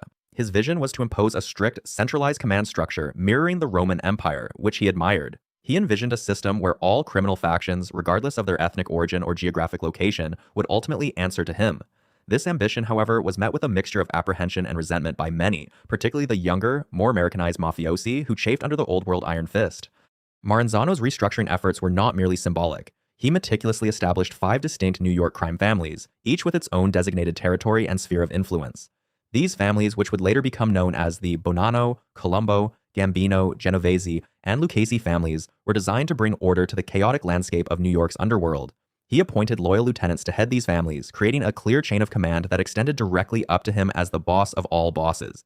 He also outlined a rigid hierarchical structure within each family, consisting of a boss, underboss, consigliere, advisor, capo regimes, captains, and soldiers. This blueprint for organization, though initially imposed by Maranzano, would endure for decades, becoming the foundational framework of the American Mafia, or La Cosa Nostra, as it would come to be known. His reforms were an attempt to modernize and professionalize the criminal enterprise, moving it away from the internecine warfare that had characterized the preceding years. However, Maranzano's ambition and his insistence on the boss of all bosses title proved to be his undoing. Lucky Luciano, who had so skillfully orchestrated Masseria's downfall, now viewed Maranzano with suspicion and growing alarm. Luciano, along with his close associates, Meyer Lansky and Benjamin Bugsy Siegel, saw Maranzano's autocratic tendencies as a dangerous impediment to progress and a potential threat to their own burgeoning power. They feared that Maranzano, much like Masseria before him, would become an obstacle to their vision of a more collaborative and profitable criminal enterprise. The idea of one man wielding absolute power over the entire American underworld was anathema to Luciano's modern sensibilities. He believed that such a centralized authority was inherently unstable and prone to inviting unwanted attention from law enforcement. The lessons of the Castellamarese War, particularly the destructive nature of unchecked personal ambition, were still fresh in Luciano's mind. He understood that a more democratic, albeit still ruthless approach was necessary for long-term stability and prosperity. Thus, just 5 months after Masseria's assassination in September of 1931, Lucky Luciano once again orchestrated a dramatic power shift. Maranzano, basking in his perceived victory and consolidating his new empire, was assassinated in his office in the Helmsley Building in Manhattan. The hit, carried out by a team of Jewish gangsters, reportedly including Samuel Red Levine and Bo Weinberg, with additional support from others, was designed to appear as a legitimate business meeting, a cunning move to avert suspicion. The assassins, disguised as government agents, disarmed Maranzano's bodyguards before brutally stabbing and shooting him. This audacious act cemented Luciano's position as the most powerful figure in the American underworld. The elimination of Maranzano was not merely a personal vendetta. It was a strategic move to dismantle the old order and usher in a new era of organized crime, one that would be characterized by cooperation rather than incessant warfare. With both Masseria and Maranzano eliminated, Luciano and his allies were free to implement their own vision for the American Mafia. They recognized that the concept of a single boss of all bosses was inherently flawed and a magnet for conflict. Instead, they established a revolutionary governing body known as the Commission. This council, composed of the heads of the most powerful crime families, was designed to mediate disputes, regulate criminal activities, and prevent the kind of devastating internecine wars that had plagued the Mafia for decades. The Commission represented a radical departure from the traditional autocratic model of leadership. It was a testament to Luciano's foresight and his understanding of the need for a more structured and collaborative approach to organized crime. The Commission was not a democracy, but it was a collective leadership that aimed to ensure stability and maximize profits for all involved. The formation of the Commission was a watershed moment in the history of the American Mafia. It was a brainchild of Lucky Luciano, working closely with his trusted associates Meyer Lansky, a brilliant Jewish gangster and financial strategist, and Benjamin Bugsy Siegel, another key figure in their inner circle. These men, recognizing the destructive nature of the boss of bosses concept, deliberately replaced it with a governing body that would operate on principles of consensus and mutual benefit. The Commission served as a supreme court for the underworld, arbitrating territorial disputes, sanctioning new rackets, and approving assassinations. Its establishment effectively created a federal system for organized crime, where individual families retained a degree of autonomy but were ultimately accountable to the larger body. This innovative structure allowed the Mafia to operate with greater efficiency and less internal friction, enabling it to expand its influence and diversify its criminal enterprises. Consequently, the American Mafia, now officially known as La Cosa Nostra, or Our Thing, took on a more structured and hierarchical form than ever before. The 5 New York families initially established by Maranzano were retained, but their leadership was now aligned with Luciano's vision. Each family operated as a distinct entity, with its own boss, underboss, consigliere, capo regimes, and soldiers, but they were all ultimately bound by the authority of the Commission. This organizational model provided a framework for stability and continuity, allowing the Mafia to thrive and adapt to changing circumstances. The rigid hierarchy ensured that orders flowed efficiently from the top down, while the Commission provided a forum for resolving conflicts and coordinating activities across different families and regions. This period marked the true birth of the modern American Mafia, an organization that would exert a profound and often insidious influence on American society for decades to come. Within this newly structured Mafia, several key figures emerged, solidifying their positions of power. Frank Costello, a close associate and confidant of Lucky Luciano, became a particularly influential figure within the Genovese crime family, which was initially led by Vito Genovese, though Luciano would later assume de facto control. Costello, known for his intelligence, diplomatic skills, and ability to cultivate connections with legitimate businessmen and politicians, played a crucial role as a liaison between the criminal underworld and the legitimate world. He was instrumental in expanding the Mafia's reach into various legitimate enterprises, using his charm and cunning to establish alliances and secure lucrative opportunities. Costello's rise exemplified the changing nature of Mafia leadership, moving away from purely violent enforcers to more sophisticated strategists who understood the importance of influence and legitimate fronts. His presence within the Genovese family underscored the intellectual and strategic depth that Luciano brought to the American Mafia. As the 1930s progressed, the landscape of American society underwent another significant transformation. In December of 1933, the 21st Amendment to the United States Constitution was ratified, officially repealing Prohibition. This legislative act, which ended the nationwide ban on the production, importation, transportation, and sale of alcoholic beverages, had a profound and immediate impact on the Mafia. For over a decade, bootlegging had been the lifeblood of organized crime, providing immense profits and serving as the primary engine for the growth and consolidation of Mafia power. The end of Prohibition meant that this lucrative revenue stream would dry up almost overnight, forcing the Mafia to quickly adapt and diversify its criminal enterprises if it wished to maintain its economic dominance. This period of rapid adjustment tested the ingenuity and adaptability of the newly formed Commission and its constituent families. The Mafia, under the astute leadership of Luciano and the Commission, wasted no time in transitioning from its reliance on bootlegging. They swiftly moved to diversify their criminal portfolio, exploring new avenues for profit. This period saw significant expansion into various other rackets, including labor racketeering, where they infiltrated unions to extort businesses and control industries. Drug trafficking, particularly in narcotics, became another highly profitable venture, capitalizing on the demand for illicit substances. Illegal gambling, which had always been a component of Mafia activities, was expanded and professionalized, with elaborate casinos and betting operations springing up across the country. Loan sharking, prostitution, and extortion also became increasingly prevalent. This diversification demonstrated the Mafia's remarkable resilience and its ability to adapt to changing legal and social landscapes, ensuring its continued prosperity and influence long after the end of the Prohibition era. The organizational structure established by Luciano and the Commission proved instrumental in facilitating this transition, allowing for coordinated efforts across different families and regions in establishing these new criminal enterprises. As the Roaring Twenties roared on, ushering in an era of unprecedented economic boom and the rise of powerful American mafia families fueled by Prohibition, a very different storm was brewing across the Atlantic, one that would profoundly reshape the global mafia landscape. Back in Italy, specifically in the years between the 1920s and the 1940s, a new, formidable power was consolidating its grip on the nation, Benito Mussolini's fascist regime. This period, known as Fascist Italy, saw the rise of a totalitarian ideology that sought to exert absolute control over every facet of Italian life, from politics and economy to culture and social order. Mussolini, a charismatic and ruthless leader, envisioned a revitalized Roman Empire, a nation unified under a single, unchallengeable authority. To achieve this, he systematically dismantled all rival power structures, whether political opposition, labor unions, or, crucially for our story, the deeply entrenched parallel system of power and justice that the mafia had cultivated for centuries in Sicily.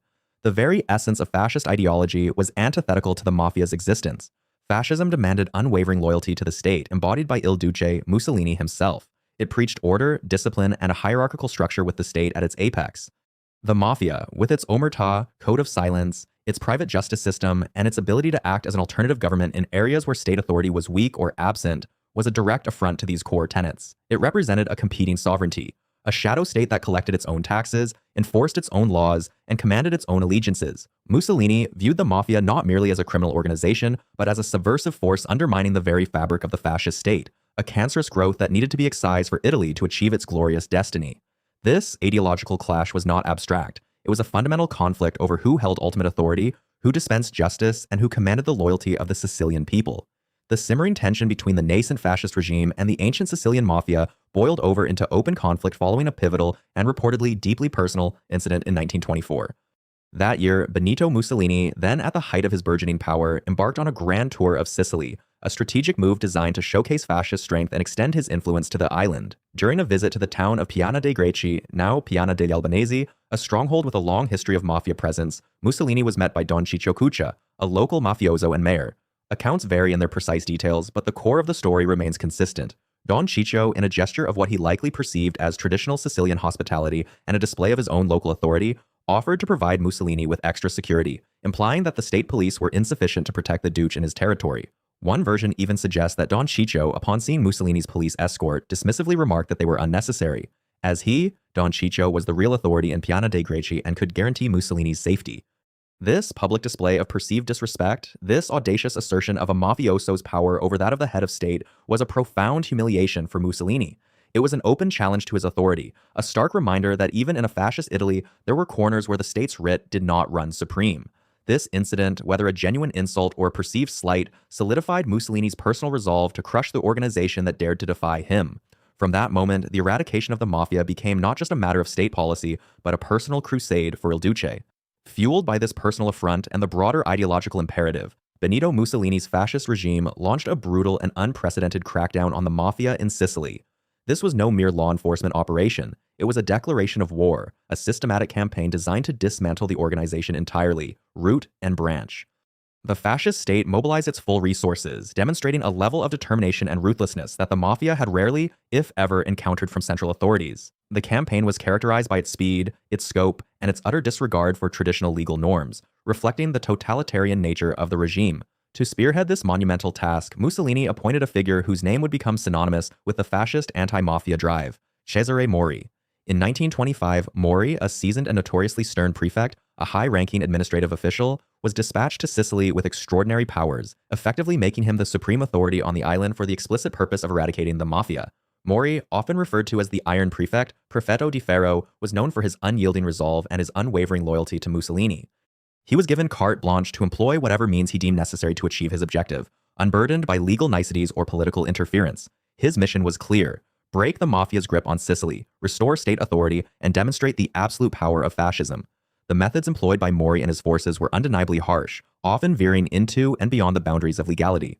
Mori believed that to defeat an organization that operated outside the law, he too had to operate with a certain degree of extra-legality.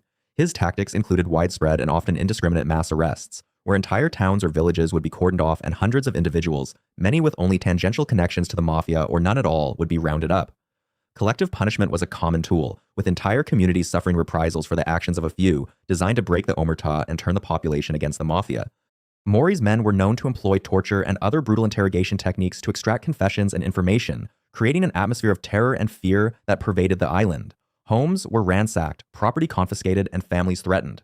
The goal was not merely to arrest criminals, but to utterly demoralize and dismantle the social and economic networks that sustained the Mafia. Mori's approach was a calculated exercise in state terror, designed to prove that the fascist state was more powerful, more ruthless, and more capable of inflicting pain than any mafioso. He understood that the Mafia thrived on fear and respect. He sought to transfer that fear and respect from the Mafia to the state.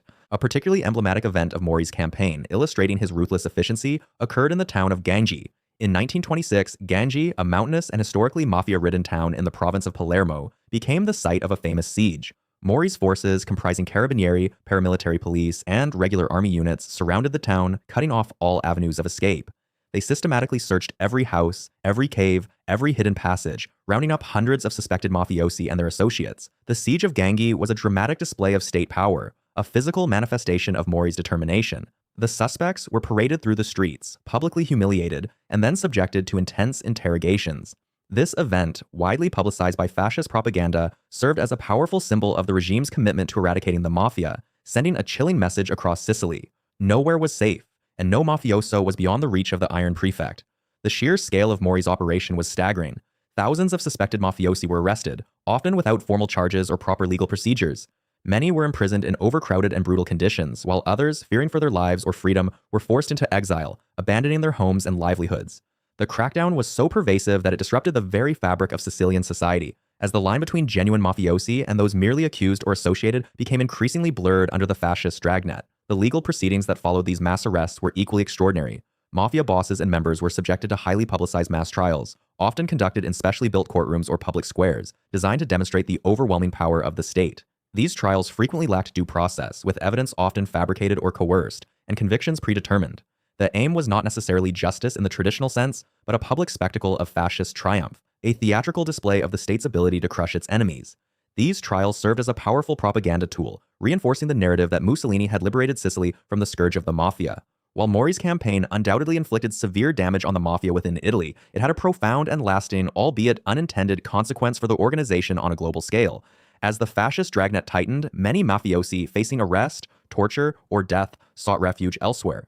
The most common destination for these fleeing criminals was the United States, a land that already had a burgeoning Italian immigrant population, and, crucially, a burgeoning criminal underworld. This influx of experienced, battle-hardened mafiosi from Sicily significantly strengthened the nascent American crime families, providing them with new leadership, fresh talent, and a renewed sense of purpose. These individuals brought with them not only their criminal expertise, but also their deep understanding of mafia traditions, codes, and organizational structures, which they then helped to solidify and evolve in the American context. Among those who fled the fascist crackdown were individuals who would go on to become legendary figures in the American Mafia. Figures like Carlo Gambino, a young but ambitious mafioso from Caccamo, Sicily, who arrived in the United States in the early 1920s, escaping Mori's wrath. Gambino would later rise to become one of the most powerful and influential bosses of the five families in New York, leading the Gambino crime family for decades. Another prominent example is Joseph Bonanno, who arrived in the US in 1924, also fleeing the fascist persecution. Bonanno, known for his intellect and strategic mind, would eventually become the boss of the Bonanno crime family, leaving an indelible mark on the American mafia landscape. These men, and many others like them, were not just refugees. They were seeds of future criminal empires transplanted from Sicilian soil to American concrete, where they would flourish in the fertile ground of Prohibition-era opportunities and the relative freedom from state persecution. For a period, the fascist campaign was largely successful in suppressing overt mafia activity in Sicily. The public displays of power, the mass arrests, the executions, and the forced exiles created an environment where the mafia's traditional operations became exceedingly difficult. The Omertà, while not entirely broken, was severely weakened as fear of the state often outweighed fear of the mafia. The traditional power vacuum that the mafia had historically exploited was, for a time, filled by the iron fist of the fascist regime. The olive groves, the sulfur mines, the citrus plantations, places where the mafia once held sway, now felt the heavy hand of state control. The fascist state, through Mori, had seemingly achieved what no previous Italian government had managed. It had brought the mafia to its knees, at least on the surface. However, this suppression was not an eradication, and the seeds of future resurgence were already being sown, both in the underground currents of Sicily and, more significantly, across the Atlantic. As the 1920s progressed, Mori's campaign against the mafia in Sicily intensified, leading to a dramatic shift in the island's power dynamics. The mafia's traditional control over local politics, which had allowed them to influence elections, appoint officials, and essentially run municipalities as their personal fiefdoms, was severely disrupted. Mayors and council members who had once answered to the local capo now faced the iron fist of the state. Agricultural practices, long intertwined with mafia extortion through protection rackets known as pizzo, also saw significant upheaval. Landowners and farmers who had routinely paid a portion of their harvest or profits to avoid sabotage, theft, or violence found themselves operating under a new, albeit equally authoritarian, regime. The protection rackets themselves, a cornerstone of mafia finance and influence, were systematically dismantled in many areas, as Mori's forces arrested those who collected pizzo and those who paid it, sending a clear message that the state, and not the mafia, held the monopoly on force. Ironically, many Sicilians initially welcomed Mori's actions. For decades, the mafia's oppression had been a heavy burden on the populace, particularly on the poor and vulnerable. While the mafia often presented itself as a protector against an indifferent state, its protection came at a steep price, often enforced with brutality and intimidation. The common people, caught between the arbitrary power of the mafiosi and the distant indifference of Rome, found little solace. Mori's arrival, backed by the full might of the fascist state, offered a temporary respite from the constant threat of mafia violence, extortion, and the pervasive sense of injustice that had characterized daily life. The sight of powerful mafiosi being arrested, tried, and imprisoned, often publicly, was a novel and, for many, deeply satisfying experience. Mori's success in this endeavor earned him not only the grudging respect of the population, but also significant accolades within the fascist regime. He was widely known as the Prefect of Iron, a moniker that perfectly encapsulated his unyielding resolve and ruthless efficiency. Mussolini himself lauded Mori's efforts, using the campaign as propaganda to showcase the fascist regime's strength and its ability to bring order and justice to even the most entrenched societal problems.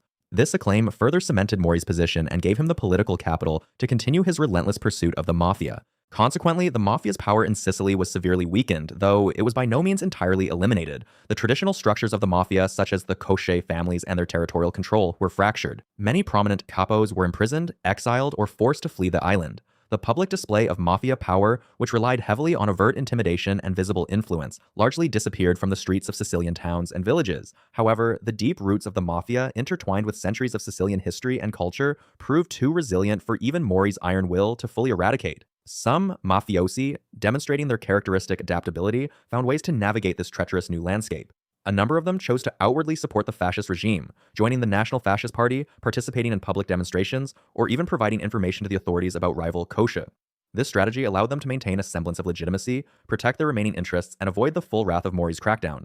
Others, however, chose to go deep underground, maintaining clandestine networks in rural areas, far from the prying eyes of the state.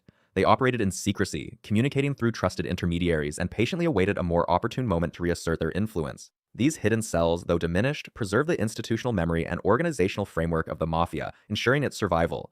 Despite his undeniable achievements, Mori was eventually removed from his post in 1929. The reasons for his dismissal remain a subject of historical debate. Some historians suggest that his methods, while effective, were becoming too extreme, alienating segments of the population, or even powerful figures within the fascist party who had their own connections or interests in Sicily. Mori's relentless pursuit of justice, often without regard for political expediency, might have made him a liability once the initial dramatic phase of the crackdown had passed. Another theory posits that his success was deemed sufficient. Mussolini, having achieved his propaganda victory and significantly diminished the mafia's overt power, no longer needed such a high-profile independent operator in Sicily.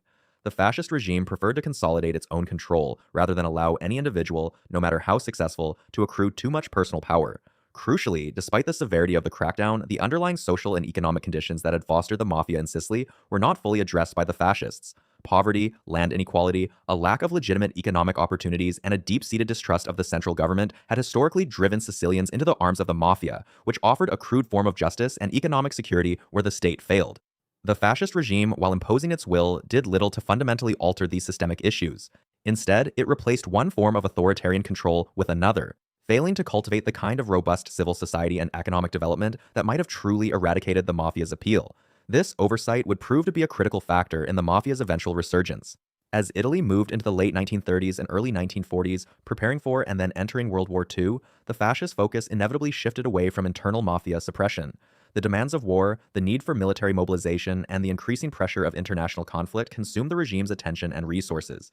The anti-mafia campaign, once a centerpiece of fascist propaganda, faded into the background. This strategic shift provided a much-needed breathing room for the surviving elements of the mafia, allowing them to slowly and cautiously begin to rebuild their networks. In a surprising turn of events, some former mafiosi or their associates were even recruited by the fascist regime for intelligence or enforcement roles in certain areas. With many experienced law enforcement officials diverted to the war effort and the need for local knowledge and control becoming paramount, the fascists found themselves in a pragmatic alliance of convenience. These individuals, often operating in the shadows, provided information, helped maintain order in specific localities, or even assisted in wartime rationing and black market control, effectively turning their criminal expertise into a form of state-sanctioned activity. This uneasy collaboration further blurred the lines between state power and criminal enterprise, demonstrating the enduring, if often hidden, influence of the mafia. Throughout this period, the mafia, though weakened and largely dormant, maintained a persistent presence, particularly in the isolated, rugged rural areas of Sicily. In these remote villages and mountainous regions, the fascist state's reach was always more tenuous, and the clandestine networks of the mafiosi could operate with greater impunity. They bided their time, preserving their traditions, their codes of conduct, and their organizational memory, awaiting an opportune moment to reassert themselves. This period of forced hibernation, far from destroying the mafia, allowed it to adapt, to shed its more overt and vulnerable characteristics, and to become a more resilient subterranean force. The fascist era's suppression, therefore, inadvertently created a power vacuum. By removing the mafia's overt control without addressing the underlying conditions that sustained it, and by then shifting its focus to war, the fascist regime left Sicily ripe for a dramatic upheaval. This vacuum would be ruthlessly exploited by the mafia after the Allied invasion of Sicily in 1943, an event that would dramatically alter the course of both Sicilian history and the mafia's future, setting the stage for its powerful resurgence in the post-war era. The iron fist of Mussolini's fascist regime had, for a time, successfully suppressed the mafia's overt operations in Italy, driving many of its members underground or into exile. But as the tide of World War II began to turn, a new chapter for the criminal organization, one of unprecedented resurgence and expansion, was about to be written. Our timeline now shifts to the 1940s and 1950s, a period defined by the chaos and subsequent restructuring of the post-war world, which inadvertently provided fertile ground for the mafia's renewed growth. The pivotal moment arrived in 1943 with the Allied invasion of Sicily, codenamed Operation Husky. This military campaign, aimed at dislodging Axis forces from the island, inadvertently became a massive boon for the mafia. The Allied forces, primarily American and British, landed on a territory that had been under fascist control for decades. Their primary objective was military victory, and in their haste and lack of intimate local knowledge, they made decisions that would have profound and lasting consequences for the region. The Allies, in their efforts to establish civil administration and maintain order in the newly liberated areas, sought out individuals who were perceived as anti-fascist and who possessed local influence. Unbeknownst, or perhaps indifferent to the true nature of these individuals, many of those appointed to positions of power were, in fact, prominent mafiosi. These men had indeed opposed Mussolini, not out of any democratic conviction, but because fascism's centralized authority directly challenged their own local power structures and illicit enterprises. This strategic misstep, driven by wartime expediency, effectively handed the keys to local governance back to the very organizations Mussolini had tried so hard to dismantle. One of the most striking examples of this phenomenon was the appointment of Don Calogero Vizzini as the mayor of Villalba, a small town in central Sicily. Vizzini was a legendary figure, often referred to as the boss of bosses in Sicily, a man whose influence stretched far beyond his humble village. He was a quintessential man of honor, a term used to describe members of the mafia, respected and feared in equal measure. His appointment by the Allied military government of occupied territories, AMGOT, was a clear signal of the unintended consequences of Allied policy. Vizzini, a shrewd and ruthless operator, quickly leveraged his new official authority to consolidate his existing criminal network. He controlled the local black market, especially the distribution of food and other essential goods, which were scarce in post-war Sicily. His position as mayor provided a veneer of legitimacy to his illicit activities, allowing him to operate with impunity and further entrench the mafia's control over the local economy and political landscape. This was not an isolated incident. Similar appointments occurred across Sicily, effectively re-establishing the mafia's dominion over vast swaths of the island. Adding another layer of complexity to this already tangled web was the return of Vito Genovese to Italy. Genovese, a powerful figure in the American mafia, had been deported from the United States in the late 1930s on charges of murder. Upon his return to Italy, he found himself in a unique position. He possessed significant financial resources and, crucially, an intimate understanding of both American and Italian criminal networks. He quickly ingratiated himself with the arriving American forces, leveraging his connections and language skills. Genovese became an interpreter and aide to Colonel Charles Poletti, the head of AMGOT in Sicily. This astonishing turn of events saw a notorious American gangster working directly with the Allied administration. Genovese used this position to protect his own interests, facilitate black market operations, and further empower his Sicilian counterparts. He was instrumental in ensuring that many of his mafia associates received favorable treatment, including appointments to local government positions. His collaboration with the Allies, though ultimately short-lived due to his eventual arrest and return to the US to face charges, demonstrated the opportunistic nature of the mafia and its ability to adapt and thrive amidst political upheaval. With these key figures in place and the Allies inadvertently providing cover, the mafia quickly re-established its control over local politics and the economy in Sicily. They infiltrated municipal councils, controlled public works contracts, and exerted influence over agricultural production and distribution. The traditional system of pizzo, or protection money, which had been suppressed under fascism, made a triumphant return, extorting businesses and individuals alike. The mafia became the de facto government in many areas, dispensing justice, resolving disputes, and enforcing its own brand of order. This resurgence was not merely a return to pre-fascist levels of influence. It was an expansion, as the organization learned to blend its traditional methods with the new opportunities presented by a weakened state and a desperate populace. Amidst this landscape of mafia resurgence, a different kind of figure emerged: Salvatore Giuliano. Giuliano was a Sicilian bandit, a charismatic and enigmatic outlaw who gained immense notoriety in the post-war years. He operated with a blend of Robin Hood-esque heroics and brutal violence, often seen as a champion of the poor against the oppressive state. While Giuliano was not a direct member of the traditional mafia, his operations were inextricably linked to them. He enjoyed tacit mafia support, a complex relationship where the mafia often provided intelligence, safe havens, and even arms, in exchange for a share of his spoils or for services rendered. Giuliano's defiance of state authority, his ability to evade capture for years, and his legendary exploits served to further undermine the credibility of the fledgling Italian government. His existence, facilitated by the mafia's pervasive influence, highlighted the deep-seated distrust of central authority that permeated Sicilian society and the enduring power of local, often criminal, networks. The mafia, in supporting Giuliano, was not only profiting from his activities, but also using him as a symbol of resistance against a state they sought to control or circumvent. Meanwhile, across the Atlantic, the American mafia was also undergoing a significant transformation. Having survived the Great Depression and the tumultuous years of Prohibition, which had ironically fueled their growth, they were now looking to expand their operations beyond traditional illicit rackets. In the US, the mafia began a concerted effort to expand into legitimate businesses and labor unions. This was a strategic move aimed at diversifying their income streams, laundering illicit profits, and gaining a veneer of respectability. They invested in industries such as trucking, construction, waste management, and entertainment. By infiltrating labor unions, they gained control over vast workforces and significant financial resources, using intimidation and violence to secure favorable contracts and extort businesses. This expansion into the legitimate economy allowed them to exert influence over vast sectors of American society, far beyond the gambling dens and speakeasies of the Prohibition era. At the epicenter of this American expansion was Frank Costello, often referred to as the Prime Minister of the Underworld. Following the imprisonment and later deportation of Lucky Luciano, Costello, a shrewd and politically astute gangster, rose to become one of the most powerful figures in the New York Mafia. He was renowned for his ability to cultivate relationships with politicians, judges, and law enforcement officials, wielding significant influence over New York politics and the city's vast gambling operations. Costello understood that true power lay not just in brute force, but in strategic alliances and the manipulation of legal systems. He meticulously built a network of contacts, ensuring that his interests were protected and his operations ran smoothly. His influence extended to the appointment of judges and district attorneys, demonstrating the deep penetration of organized crime into the fabric of American governance. Working closely with Costello and other syndicate leaders was Meyer Lansky, the financial genius of the American Mafia. Lansky, a Jewish mobster and close associate of Lucky Luciano, continued to manage the complex financial aspects and international gambling operations for the syndicate. He was a master of offshore banking and money laundering, establishing intricate networks of shell corporations and foreign accounts to hide the vast profits generated by the mafia's illicit enterprises.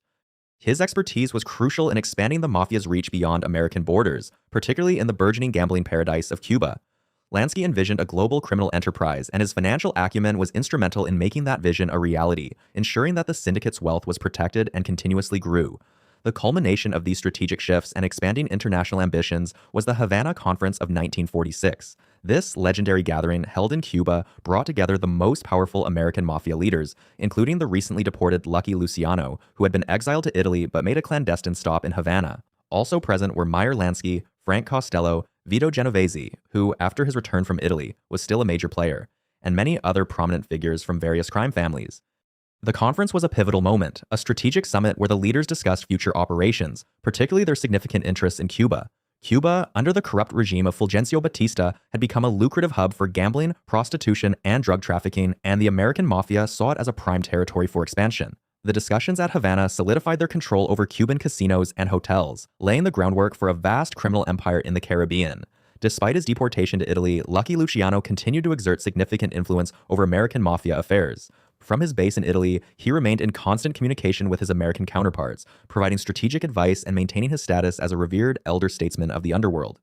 His deportation, rather than diminishing his power, in some ways enhanced it, as he became a symbol of resilience and a crucial link between the American and Italian branches of the mafia. He was particularly instrumental in facilitating the burgeoning heroin trade, leveraging his international connections to establish supply routes from the poppy fields of Turkey and the Middle East, through Italy, and into the lucrative American market. The rise of heroin trafficking became a significant source of income for the mafia during this period. With the end of World War II, global trade routes reopened, and the demand for illicit drugs, particularly heroin, surged in the United States. The Mafia, with its established networks, international connections, and ruthless efficiency, was perfectly positioned to capitalize on this new opportunity. Luciano's connections in Italy and Sicily, combined with the American Mafia's distribution capabilities, created a formidable drug pipeline. Heroin was smuggled from source countries, refined in clandestine labs, and then distributed through a complex network of street dealers, generating immense profits that further fueled the Mafia's expansion and corruption. This new revenue stream cemented the Mafia's position as a truly global criminal enterprise, demonstrating their adaptability and their willingness to exploit any opportunity for financial gain, regardless of the human cost. The post-war era, therefore, was not just a period of recovery for the Mafia, but one of unprecedented growth, diversification, and internationalization, setting the stage for even greater challenges to state authority in the decades to come. The Kefauver Committee hearings, a series of televised United States Senate hearings held from 1950 to 1951, dramatically exposed the pervasive and insidious reach of organized crime across America. These hearings, spearheaded by Senator Estes Kefauver of Tennessee, were a watershed moment, pulling back the curtain on the clandestine operations of the Mafia and other criminal syndicates. For the first time, millions of Americans watched live as powerful, often shadowy figures were questioned about their illicit activities. The committee traveled to 14 major cities, including New York, Chicago, and Los Angeles, interviewing over 600 witnesses and compiling thousands of pages of testimony. The hearings revealed a sophisticated network of criminal enterprises involved in gambling, racketeering, and narcotics, often operating with impunity due to corruption within local law enforcement and political structures. One of the most iconic moments of the Kefauver hearings involved Frank Costello, the influential boss of what would become the Genovese crime family. When called to testify, Costello famously refused to have his face televised, citing a fear of public humiliation and potential incrimination. Instead, television cameras focused on his hands, nervously fidgeting as he answered questions, his gravelly voice echoing through the hearing room. This refusal, while seemingly trivial, inadvertently underscored the immense power and mystique surrounding these crime figures, further captivating the public. Costello, known as the Prime Minister of the Underworld for his political connections and shrewd business acumen, attempted to portray himself as a legitimate businessman, denying any involvement in organized crime. However, his evasive answers and the committee's relentless questioning painted a different picture, solidifying in the public consciousness the notion of a powerful, organized criminal entity. The hearings, though not leading to immediate widespread convictions, significantly increased public awareness and put immense pressure on federal authorities to address the growing problem of organized crime. They laid the groundwork for future legislative efforts and a more aggressive stance from law enforcement agencies. In the wake of the Kefauver hearings, the internal power dynamics within the Mafia continued to shift, particularly within the powerful Genovese crime family. Vito Genovese, a cunning and ruthless mobster who had previously fled to Italy to escape a murder charge, began his relentless ascent to power. Genovese had a long-standing rivalry with Frank Costello, dating back to their early days of the Luciano crime family, which both men had helped establish. While Costello favored a more diplomatic, politically connected approach, Genovese was a traditionalist, believing in brute force and intimidation to maintain control. Genovese saw Costello's public exposure at the Kefauver hearings as a sign of weakness, an opportunity to challenge his leadership. He meticulously built alliances within the family, exploiting any discontent with Costello's perceived softness and his increasing focus on legitimate businesses. Genovese's ambition was clear. He wanted to be the undisputed boss, and he was willing to eliminate anyone who stood in his way. This internal struggle reached a critical point when, in May 1957, Frank Costello was shot in the head outside his apartment building in New York City. The assailant, Vincent Chin Giganti, a Genovese loyalist, botched the assassination attempt, and Costello miraculously survived with a superficial wound. Despite surviving, the message was clear. Genovese was making his move. Costello, weary of the constant internal warfare and recognizing the shifting tides, decided to step down, effectively ceding control of the family to Vito Genovese. This marked a significant turning point, ushering in a more violent and traditionalist era for one of the five families. Genovese's rise to power was a testament to his ruthlessness and strategic brilliance, solidifying his position as one of the most feared and respected bosses in the American Mafia. The year 1957 proved to be particularly tumultuous for the American Mafia, witnessing another high-profile assassination that reshaped the landscape of organized crime. Albert Anastasia, the notoriously brutal head of the Gambino crime family, met his end in a barbershop at the Park Sheraton Hotel in Manhattan. Anastasia, known as the Mad Hatter and the Lord High Executioner for his past as the head of Murder Inc., was a figure of immense fear and power. His erratic behavior and increasingly violent tendencies, however, made him a liability in the eyes of other powerful mafia bosses, including Vito Genovese and Meyer Lansky. They viewed him as a loose cannon who threatened the stability and profitability of their criminal enterprises. The assassination, orchestrated with chilling precision, saw two masked gunmen burst into the barbershop and open fire on Anastasia as he sat in the barber's chair waiting for a shave. The brazenness of the attack, carried out in broad daylight, sent shockwaves through the underworld and the public alike. Anastasia's death paved the way for Carlo Gambino, a shrewd and calculating underboss, to assume leadership of the family. Gambino, unlike Anastasia, preferred to operate in the shadows, employing cunning and diplomacy rather than overt violence. His ascension marked a shift towards a more strategic and less ostentatious style of leadership within the Gambino family, which would eventually become the most powerful crime family in America. Gambino, a master of alliances and a keen businessman, quickly consolidated his power, eliminating rivals and solidifying his control over the family's vast criminal empire, which included labor racketeering, illegal gambling, and loan sharking. His leadership would usher in a period of unprecedented prosperity and influence for the Gambino family, making him one of the most enduring and successful mafia bosses in history. Just weeks after Anastasia's assassination, an event of even greater significance unfolded, revealing the national scope and coordination of the American Mafia to an astonished public and law enforcement. The Appalachian Meeting. On November 14, 1957, over 60 mafia bosses from across the United States converged at the sprawling estate of Joseph Barbara, a powerful boss in upstate New York in the quiet town of Appalachian. The purpose of this clandestine summit was to discuss pressing issues facing the organization, including the fallout from Anastasia's murder, the distribution of territories, and the burgeoning narcotics trade.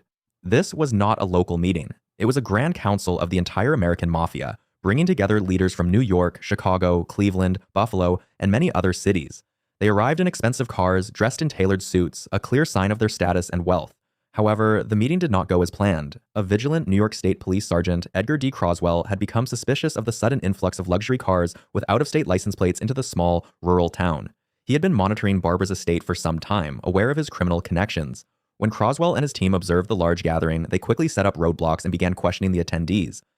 What ensued was a chaotic scene as the mobsters, realizing they had been discovered, attempted to flee through the woods and over fences, some even driving their expensive cars into ditches in their desperate attempt to escape. The sight of powerful crime bosses scrambling through the underbrush, their tailored suits torn and muddied, was a stark and humiliating image that quickly made national headlines. The Appalachian raid was a monumental intelligence coup for law enforcement. While many of the mobsters managed to escape, over 60 were apprehended, identified, and detained. The sheer number of high-ranking mafia figures caught in one place provided irrefutable proof of the existence of a national crime syndicate, a concept that many in law enforcement and the public had previously dismissed as a myth. The raid led to increased public awareness and, more importantly, intensified law enforcement pressure on the mafia. It shattered the illusion of a loosely connected collection of local gangs and confirmed the fears of a highly organized, nationwide criminal enterprise. The FBI, under the staunch leadership of J. Edgar Hoover, who had long downplayed the existence of a national mafia, was forced to acknowledge its reality and significantly ramp up its efforts against organized crime. The Appalachian Meeting, though a tactical failure for the mafia, was a strategic victory for law enforcement, providing invaluable intelligence about the structure, membership, and operations of the American Mafia. It ignited a new era of federal prosecution and investigation, laying the groundwork for future anti-racketeering legislation and more aggressive tactics against the mob. In the aftermath of Anastasia's death and the Appalachian debacle, Carlo Gambino, already a rising star, consolidated his power further. The chaos and exposure created by these events allowed Gambino, with his quiet demeanor and strategic mind, to solidify his position as one of the most dominant figures in the American Mafia. He skillfully navigated the treacherous landscape of the underworld, avoiding the public spotlight that had brought down so many of his contemporaries. Gambino understood that discretion was paramount, and he built a vast, intricate criminal empire that was both immensely profitable and remarkably resilient to law enforcement efforts. He fostered alliances with other powerful families and expertly managed his own, ensuring loyalty through a combination of fear and financial incentives. Under his leadership, the Gambino family became a model of efficiency and profitability, expanding its reach into legitimate businesses while maintaining its grip on traditional rackets. It was also during this period, in the late 1950s and early 1960s, that the foundations for what would later be known as the Pizza Connection began to take shape. This complex and highly lucrative drug trafficking route linked the Sicilian Mafia, known as Cosa Nostra, with their American counterparts. The term Pizza Connection would eventually refer to a massive heroin trafficking operation that used legitimate pizza parlors as fronts to launder drug money and distribute narcotics. The initial connections, however, were forged in the post-war era as a new generation of Sicilian mafiosi, some fleeing intense law enforcement pressure in Italy, re-established ties with their American relatives and associates. These early connections laid the groundwork for a sophisticated international drug pipeline. Sicilian mafiosi would source heroin from the Golden Triangle in Southeast Asia, refine it in Sicily, and then smuggle it into the United States, often using couriers and legitimate businesses as cover. The profits were immense, fueling the growth and power of both the American and Sicilian mafias. This burgeoning drug trade represented a significant expansion of the mafia's criminal portfolio, moving beyond traditional rackets into the highly profitable, albeit more dangerous, world of international narcotics. The Pizza Connection would become a defining feature of mafia operations in the decades to come, illustrating the evolving nature of organized crime and its increasing global reach. The American Mafia, having survived the Kefauver hearings and the Appalachian Raid, was adapting, expanding, and preparing for new challenges and opportunities in a rapidly changing world, consolidating its power and influence in ways that would continue to challenge law enforcement for decades. As we transition from the shadowy, formative years, we arrive at what many historians and even members themselves refer to as the golden age of the American Mafia, a period spanning roughly the 1960s and 1970s. This epoch marks the zenith of the Mafia's power and influence, a time when its tentacles reached into nearly every facet of American society, from labor unions and legitimate businesses to politics and entertainment. The organization, now a sprawling, intricate web of criminal enterprises, had become a formidable, almost untouchable entity. Its control over rackets like gambling, loan sharking, prostitution, and extortion was absolute in many urban centers, generating immense wealth that was then laundered through a sophisticated network of front companies and investments. This wasn't merely about street-level crime. The Mafia had evolved into a transnational syndicate, capable of orchestrating complex operations across state lines and even international borders. The five families of New York, in particular, had consolidated their power, effectively carving up the city and its surrounding territories into meticulously managed fiefdoms. Their influence extended far beyond New York, with alliances and partnerships forged with other crime families across the nation, creating a truly national crime syndicate. However, even at its peak, internal strife and external pressures began to chip away at this seemingly impenetrable empire. A pivotal moment demonstrating the inherent volatility within the Mafia's power structure occurred between 1964 and 1966, known as the Banana War. This conflict was ignited by Joseph Bonanno, the ambitious and often enigmatic head of the Bonanno crime family. Bonanno, a shrewd and calculating boss, harbored aspirations of seizing control of the Commission, the governing body of the American Mafia, which had been established in 1931 to mediate disputes and regulate the activities of the various crime families. He believed the other families, particularly the Lucchese and Gambino families, were encroaching on his territory and undermining his authority. Bonanno's plan involved an audacious scheme to eliminate several rival bosses, including Carlo Gambino and Tommy Lucchese, and potentially even his own underboss, Gaspar Di Gregorio, whom he suspected of disloyalty. This audacious power grab, however, was met with fierce resistance. Di Gregorio, sensing Bonanno's intentions, rallied support from other commission members, leading to a schism within the Bonanno family itself. The resulting Banana War was a brutal, often public display of internecine violence, featuring kidnappings, attempted assassinations, and a series of bloody shootouts on the streets of New York. Joseph Bonanno himself disappeared for a time, only to resurface later, claiming he had been abducted. The conflict ultimately weakened the Bonanno family significantly and demonstrated the fragility of the Commission's carefully constructed peace, even as it reaffirmed the collective power of the other families in resisting such overt challenges to the established order. Concurrently, across the Atlantic, the ancestral homeland of the Mafia, Sicily, was also experiencing its own period of violent upheaval, the First Mafia War, which raged from 1962 to 1963. This conflict, far from being a localized skirmish, dramatically escalated public awareness of the Mafia's pervasive influence in Italy and forced the Italian state to intervene with unprecedented force. The war was sparked by a dispute over a botched heroin shipment and the subsequent disappearance of a large sum of money. The initial catalyst was a disagreement between two rival factions within the Greco crime family, specifically Salvatore Greco, known as Chashitedu, and Angelo La Barbera. What began as a localized feud quickly spiraled into a full-blown war, drawing in other powerful mafia clans from Palermo and beyond. Car bombings, machine gun attacks, and assassinations became commonplace, transforming the streets of Sicily into a battleground. The sheer brutality and public nature of the violence, culminating in the Ciaculli massacre in June 1963, where a car bomb intended for Salvatore Greco instead killed 7 police officers and soldiers, shocked the nation. This incident in particular served as a turning point. Prior to this, the Italian government had often downplayed or even denied the true extent of the Mafia's power, viewing it as a localized phenomenon.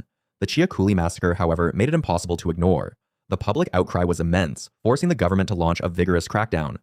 Hundreds of suspected mafiosi were arrested, trials were initiated, and a parliamentary anti-mafia commission was established, signaling a new, more determined phase in the state's fight against organized crime. This Sicilian conflict, while geographically distant, had significant ripple effects, demonstrating to both the public and law enforcement agencies globally the devastating potential of unchecked mafia power. Back in the United States, a seismic event in 1963 provided an unprecedented, unfiltered look into the clandestine world of American organized crime. These were the Valachi hearings, a series of sensational public testimonies before a U.S. Senate subcommittee. The star witness was Joseph Valachi, a low-ranking soldier in the Genovese crime family who became the first made member of the American Mafia to publicly acknowledge its existence and detail its inner workings. Valachi, facing a lengthy prison sentence and fearing for his life after a perceived betrayal by his boss, Vito Genovese, decided to cooperate with federal authorities. His testimony, delivered with a thick New York accent and a palpable sense of fear, was a revelation.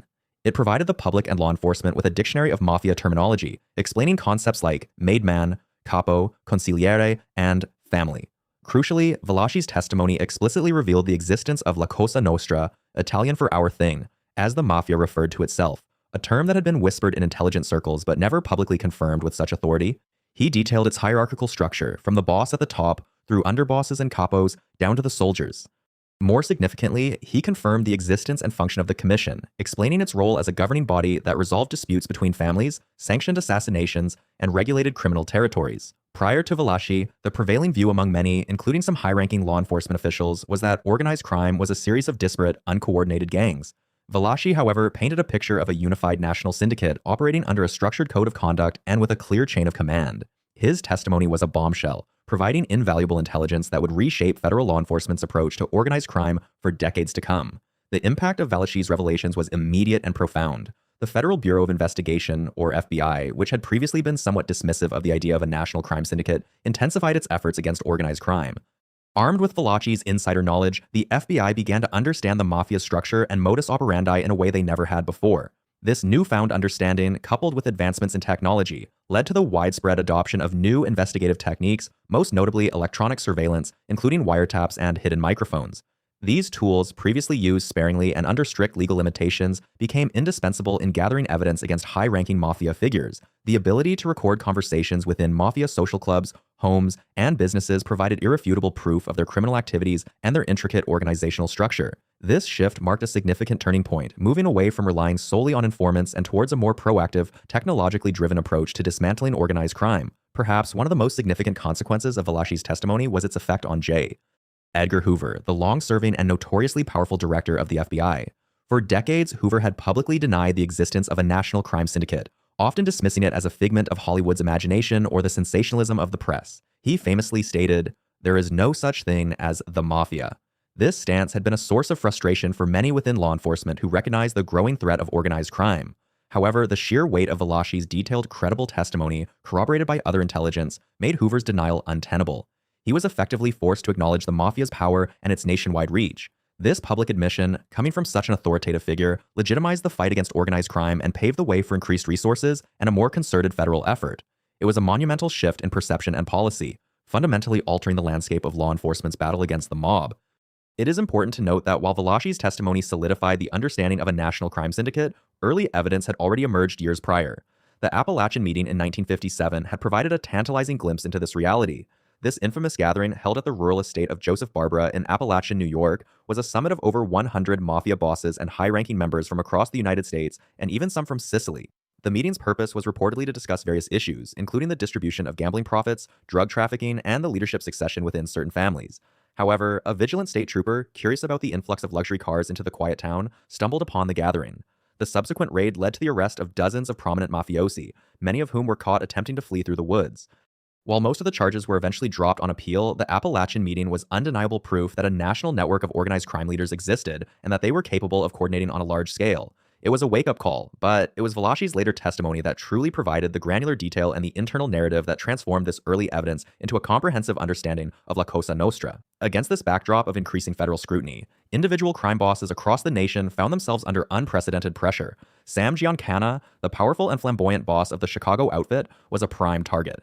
Giancana, known for his connections to Hollywood celebrities, politicians, and even the CIA, had previously operated with a degree of impunity. However, the FBI, now armed with new directives and technological capabilities, intensified its surveillance on him. Wiretaps were placed on his homes and businesses, meticulously recording his conversations and exposing his criminal activities. Giancana's life became a constant cat-and-mouse game with federal agents, who tracked his every move and compiled extensive dossiers on his operations. This sustained pressure and constant intrusion ultimately took a toll, leading to his eventual exile and later, his assassination. In contrast, Carlos Marcello, the enigmatic and notoriously elusive boss of the New Orleans crime family, managed to maintain a remarkable degree of political influence despite the escalating federal scrutiny. Marcello, who had cultivated deep connections with politicians, judges, and law enforcement officials in Louisiana, was a master of evasion. Despite facing numerous deportations and indictments throughout his career, he consistently managed to avoid lengthy prison sentences, often through a combination of legal maneuvering, intimidation, and outright corruption.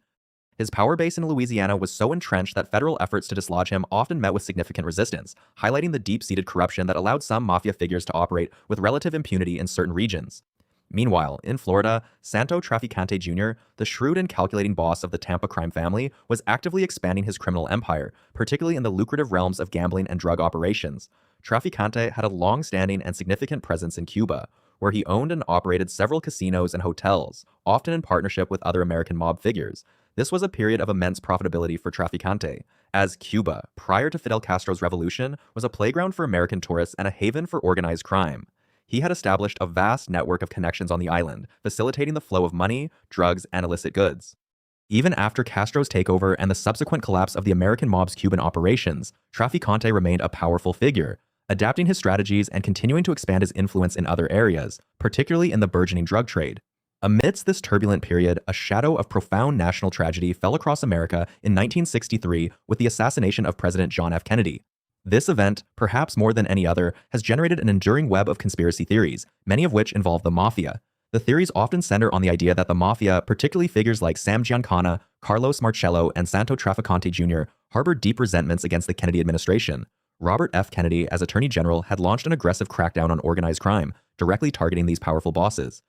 Additionally, some theories suggest a connection to the mob's involvement in CIA-backed plots to assassinate Fidel Castro, which, according to some, went awry and led to a retaliatory strike against JFK. While these theories have been extensively investigated and debated, and numerous official inquiries have concluded that Lee Harvey Oswald acted alone, concrete proof of Mafia involvement has never been established. Nevertheless, the persistent whispers and the confluence of events during this era continue to fuel speculation, highlighting the pervasive and often sinister presence of the Mafia in the American consciousness during its golden age. The imprisonment of Jimmy Hoffa in 1967, following his convictions for jury tampering and fraud, created a significant power vacuum within the International Brotherhood of Teamsters, a union the Mafia had long considered a private piggy bank.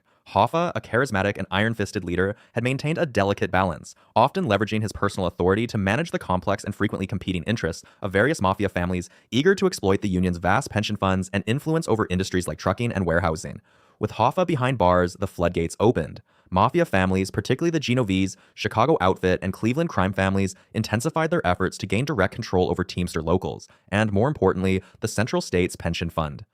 This fund, a colossal pool of workers' retirement savings, represented an almost inexhaustible source of illicit loans for Mafia-backed ventures, often with little to no intention of repayment. The fund became a virtual bank for organized crime, financing everything from Las Vegas casinos to real estate developments, all while workers' pensions were put at risk. The McClellan Committee, a Senate investigative body that had previously exposed much of the Mafia's influence in the late 1950s, continued its relentless pursuit of labor racketeering and organized crime throughout this period. Its ongoing investigations, though less publicized than their earlier sensational hearings, provided a steady stream of intelligence to federal law enforcement, detailing the intricate web of corruption that bound the Mafia to powerful labor unions. These revelations fueled public outrage and legislative momentum for stronger measures against organized crime. The Mafia's stranglehold over labor unions, especially the Teamsters, was not merely about pension fund manipulation. It extended to widespread extortion, often through the threat of crippling strikes or labor unrest. Businesses, from construction companies to garbage haulers, found themselves compelled to pay tribute or employ union members who were, in reality, no-show employees or mob associates. This pervasive control allowed the Mafia to dictate terms in various industries, stifle competition, and generate immense illicit revenue. The consequences were far-reaching, impacting consumer prices, worker wages, and the overall integrity of the American economy. In response to the escalating threat posed by organized crime, Congress passed the Racketeer-Influenced and Corrupt Organizations Act, or RICO Act, in 1970. This landmark legislation fundamentally changed the landscape of federal prosecution against the Mafia. Prior to RICO, prosecutors often had to prove individual criminal acts, a laborious process that rarely struck at the heart of the criminal enterprise itself. RICO, however, allowed prosecutors to target the entire criminal organization, enabling them to charge individuals for participating in an enterprise that engaged in a pattern of racketeering activity. This meant that a boss, who might never get his hands dirty with a murder or a robbery, could be held accountable for the crimes committed by his subordinates, simply by virtue of his position within the criminal hierarchy. The act also included provisions for asset forfeiture, allowing the government to seize property and funds derived from or used in racketeering, a powerful new deterrent that hit the Mafia where it hurt most: its finances. The RICO Act would prove to be one of the most devastating weapons in the government's arsenal against organized crime, slowly but surely chipping away at the Mafia's power structure. The year 1973 marked a symbolic passing of the torch within the Mafia's old guard with the death of Frank Costello. Costello, known as the Prime Minister of the Underworld, had been a towering figure in New York organized crime for decades. Though officially retired for many years, his influence, wisdom, and connections continued to resonate within the underworld. His passing represented the fading of an era characterized by a certain decorum, a preference for backroom diplomacy over overt violence, and a deep respect for tradition. Costello had been a bridge between the rough-and-tumble Prohibition-era gangsters and the more corporate, albeit still brutal, mob bosses of the mid-20th century. His death, while not causing a power struggle, underscored the generational shift occurring within the Mafia's leadership. During the same period, Carlo Gambino, the shrewd and notoriously private head of the Gambino family, solidified his position as arguably the most influential mob boss in the country. Gambino, who had taken control of his family through a series of tactical maneuvers and alliances, including the assassination of Albert Anastasia in 1957, operated with a quiet efficiency that belied his immense power. He avoided the flashy displays of wealth and public notoriety that often attracted law enforcement, preferring to operate from the shadows. Under his leadership, the Gambino family became a financial powerhouse, involved in everything from labor racketeering and construction to illicit gambling and drug trafficking. Gambino's ability to maintain peace within the Commission, the Mafia's ruling council, while simultaneously expanding his family's reach, cemented his reputation as a master strategist and a true boss of bosses in all but name. His influence was so pervasive that even other family heads sought his counsel and approval on major decisions. The early 1970s also brought into sharp focus the Mafia's deep involvement in international drug trafficking. The 1971 film The French Connection, based on real events, vividly depicted the heroin trafficking routes from Marseille, France to New York City, routes often controlled by Corsican gangsters working in concert with the American Mafia. This illicit trade, fueled by the burgeoning demand for heroin in American cities, generated astronomical profits for organized crime. The French Connection, a term that became synonymous with this particular drug pipeline, highlighted the complex logistics and international cooperation required to move vast quantities of narcotics across continents, often with the complicity of corrupt officials and the ruthless enforcement of mob enforcers. Expanding on this global reach, the Pizza Connection case, which would fully unravel in the 1980s but had its origins in the 1970s, further exposed the sophisticated drug trafficking networks of the Mafia. This intricate operation involves Sicilian Mafia members, often referred to as Zips, by their American counterparts due to their fast-paced Sicilian dialect, who use seemingly legitimate pizza parlors as fronts for distributing heroin. These small, unassuming businesses served as crucial nodes in a vast network that moved heroin from poppy fields in the Middle East, through refining labs in Sicily, and finally onto the streets of American cities. The Pizza Connection demonstrated the Mafia's adaptability and its willingness to partner with foreign criminal organizations to exploit new markets and maximize profits, illustrating a globalized approach to crime that transcended traditional territorial boundaries. As the 1970s progressed, federal prosecutors, emboldened by the RICO Act and armed with increasing intelligence, began to build comprehensive cases against the very apex of the Mafia's power structure. This period saw the nascent stages of what would eventually become known as the Commission Case, an ambitious undertaking to dismantle the ruling body of the American Mafia. Prosecutors aimed to prove that the five families of New York, along with other major crime families, operated as a unified criminal enterprise, with the Commission serving as its board of directors. This strategy, unprecedented in its scope, sought to decapitate the entire organization rather than simply prosecuting individual mobsters. The meticulous gathering of evidence, the use of informants, and the application of new legal tools laid the groundwork for a frontal assault on the Mafia's leadership that would culminate in the following decade. However, even as the government ramped up its efforts, the Mafia faced challenges from within the criminal underworld itself. The 1970s witnessed the rise of independent drug dealers and new ethnic crime groups, particularly those involved in the burgeoning cocaine trade.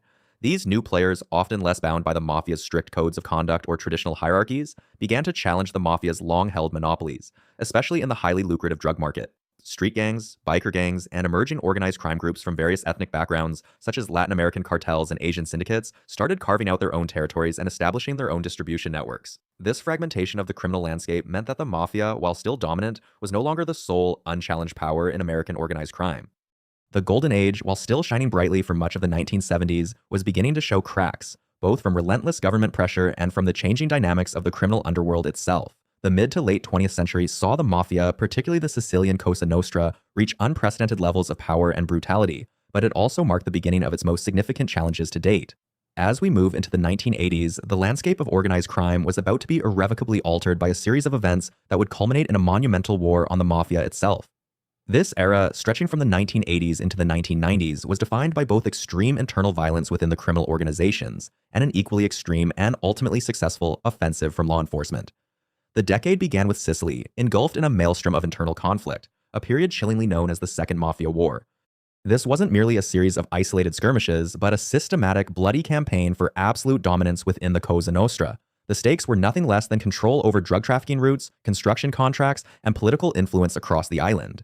The established Palermo families, once the undisputed arbiters of Sicilian organized crime, found themselves under siege from a new, ruthless breed of mafiosi. At the heart of this brutal upheaval was Salvatore Riina, a figure whose name would become synonymous with terror and unbridled ambition. Riina, the undisputed head of the Corleonesi clan, a group originating from the small, historically significant town of Corleone, systematically dismantled any opposition through an almost unimaginable level of violence. His strategy was simple and terrifyingly effective: eliminate rivals, their families, their allies, and anyone who dared to stand in his way. This wasn't just about winning territory, it was about instilling fear so profound that no one would ever question his authority again. The streets of Palermo and the Sicilian countryside became battlegrounds, stained with the blood of hundreds of mafiosi and innocent bystanders caught in the crossfire. The body count climbed relentlessly, transforming the traditional Omertà, the code of silence, into a desperate scramble for survival. Riina's rise was not just about physical elimination, but also about a psychological subjugation of the entire criminal underworld, forcing allegiance through terror. While Sicily was tearing itself apart across the Atlantic, the tentacles of this global criminal enterprise were being exposed in a major investigation that would bridge the gap between the Sicilian and American mafias. The Pizza Connection investigation, spanning from 1979 to 1984, meticulously uncovered a massive heroin trafficking ring that operated with chilling efficiency between Sicily and the United States. This wasn't just small-time drug dealing, it was a sophisticated, multi-million-dollar operation that used seemingly innocuous pizza parlors in American cities as fronts for distributing massive quantities of heroin. The drugs, refined in clandestine labs in Sicily, were smuggled into the US, often disguised in shipments of food or other legitimate goods, and then distributed through a network of mafia-controlled businesses. This investigation, a joint effort between American and Italian law enforcement, revealed the deep operational ties that still existed between the two branches of the mafia, proving that despite geographical separation and cultural differences, they remained interconnected in their pursuit of illicit profits. The scale of the operation, the sheer volume of heroin trafficked, and the number of individuals involved underscored the global reach and financial power of these criminal organizations. It also highlighted the critical need for international cooperation to combat such transnational crimes. Amidst the escalating violence in Sicily and the revelations of the Pizza Connection, a new breed of legal minds was beginning to emerge, determined to confront the mafia head-on. In the bustling, often chaotic city of Palermo, two men, Giovanni Falcone and Paolo Borsellino, began working together in the Palermo anti-mafia pool. This wasn't just a collection of individual prosecutors. It was an innovative, collaborative unit designed to pool resources, share intelligence, and develop a comprehensive strategy against the mafia. Falcone, a meticulous and brilliant investigative magistrate, understood that to truly dismantle the Cosa Nostra, one had to understand its inner workings, its structure, and its rules. He recognized that traditional individual case-by-case prosecutions were simply not enough to break the deeply entrenched power of the organization. Borsellino, his equally dedicated colleague, brought a passionate commitment to justice and an unwavering courage to their joint efforts. Together, they pioneered investigative techniques that would revolutionize anti-mafia efforts. They meticulously followed money trails, analyzed phone records, and, most importantly, began to piece together the hierarchical structure of the Cosa Nostra, moving beyond the traditional view of the mafia as a loose collection of individual criminals. Their work laid the intellectual groundwork for what would become the most ambitious legal assault on organized crime in history. As the second Mafia War raged, one high-ranking mafioso, Tommaso Buscetta, found himself in an increasingly precarious position. A respected figure within the Cosa Nostra, Buscetta had been a key player in the heroin trade and was well-versed in the organization's intricate workings. However, the sheer brutality of Riina's Corleonesi clan and their indiscriminate slaughter of his friends and family forced him to make a life-altering decision. To escape the relentless purges and the almost certain death sentence that awaited him in Sicily, Buscetta fled to Brazil, a common refuge for mafiosi seeking to evade Italian justice. He believed he could find anonymity and safety in the sprawling South American nation, far from the bloody vendettas engulfing his homeland. But justice, or rather the reach of international law enforcement, proved to be longer than he anticipated. In 1983, Buscetta was extradited from Brazil back to Italy. This wasn't a voluntary return. He was forcibly brought back to face charges for various crimes. The extradition placed him directly in the crosshairs of the Corleonesi, who had already condemned him to death for his perceived disloyalty and for simply being a member of a rival faction. Faced with the grim certainty of a mafia execution and watching his world crumble around him, Buscetta made a decision that would send shockwaves through the entire criminal underworld. He decided to collaborate with Judge Falcone.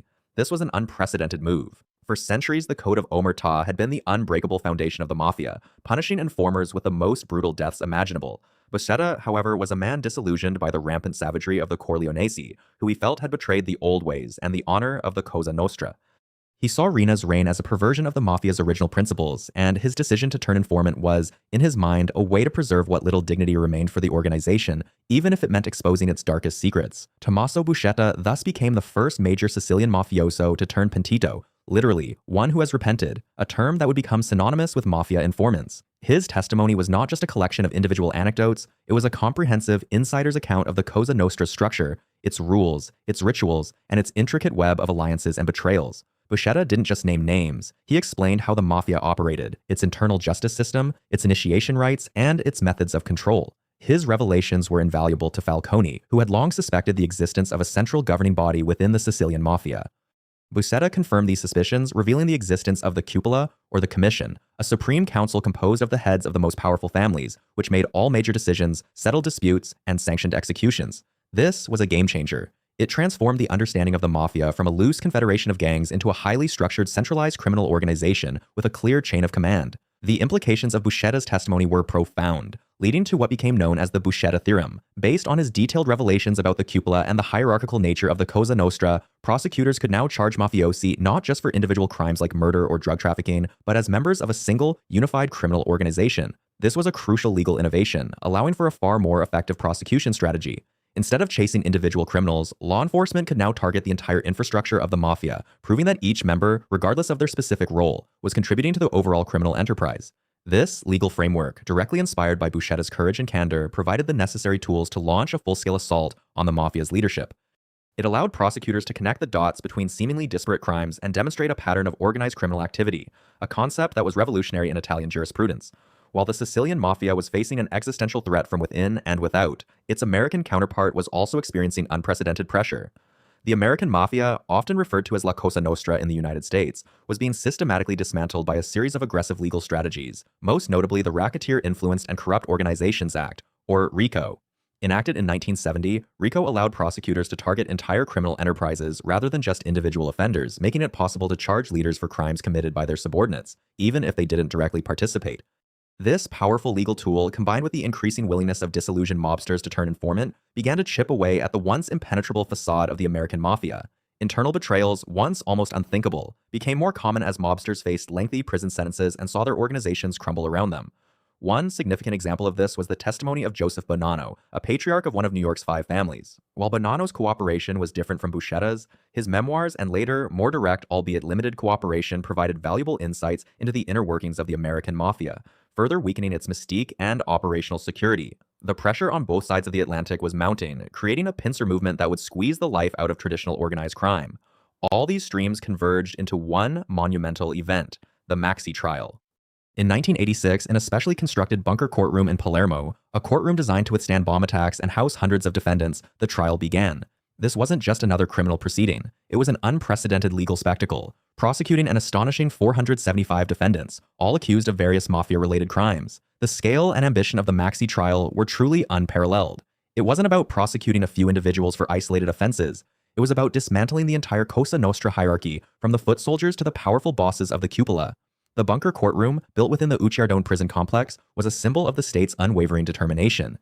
Its reinforced concrete walls, bulletproof glass, and multiple security checkpoints underscored the extreme danger faced by judges, prosecutors, and witnesses alike. The world watched as the Italian state, through the relentless efforts of Falcone, Borsellino, and their colleagues, dared to challenge the very foundation of an organization that had held Sicily in its grip for centuries. This was more than a trial. It was a declaration of war, waged not with bullets, but with laws, evidence, and the courage of those who dared to speak truth to power.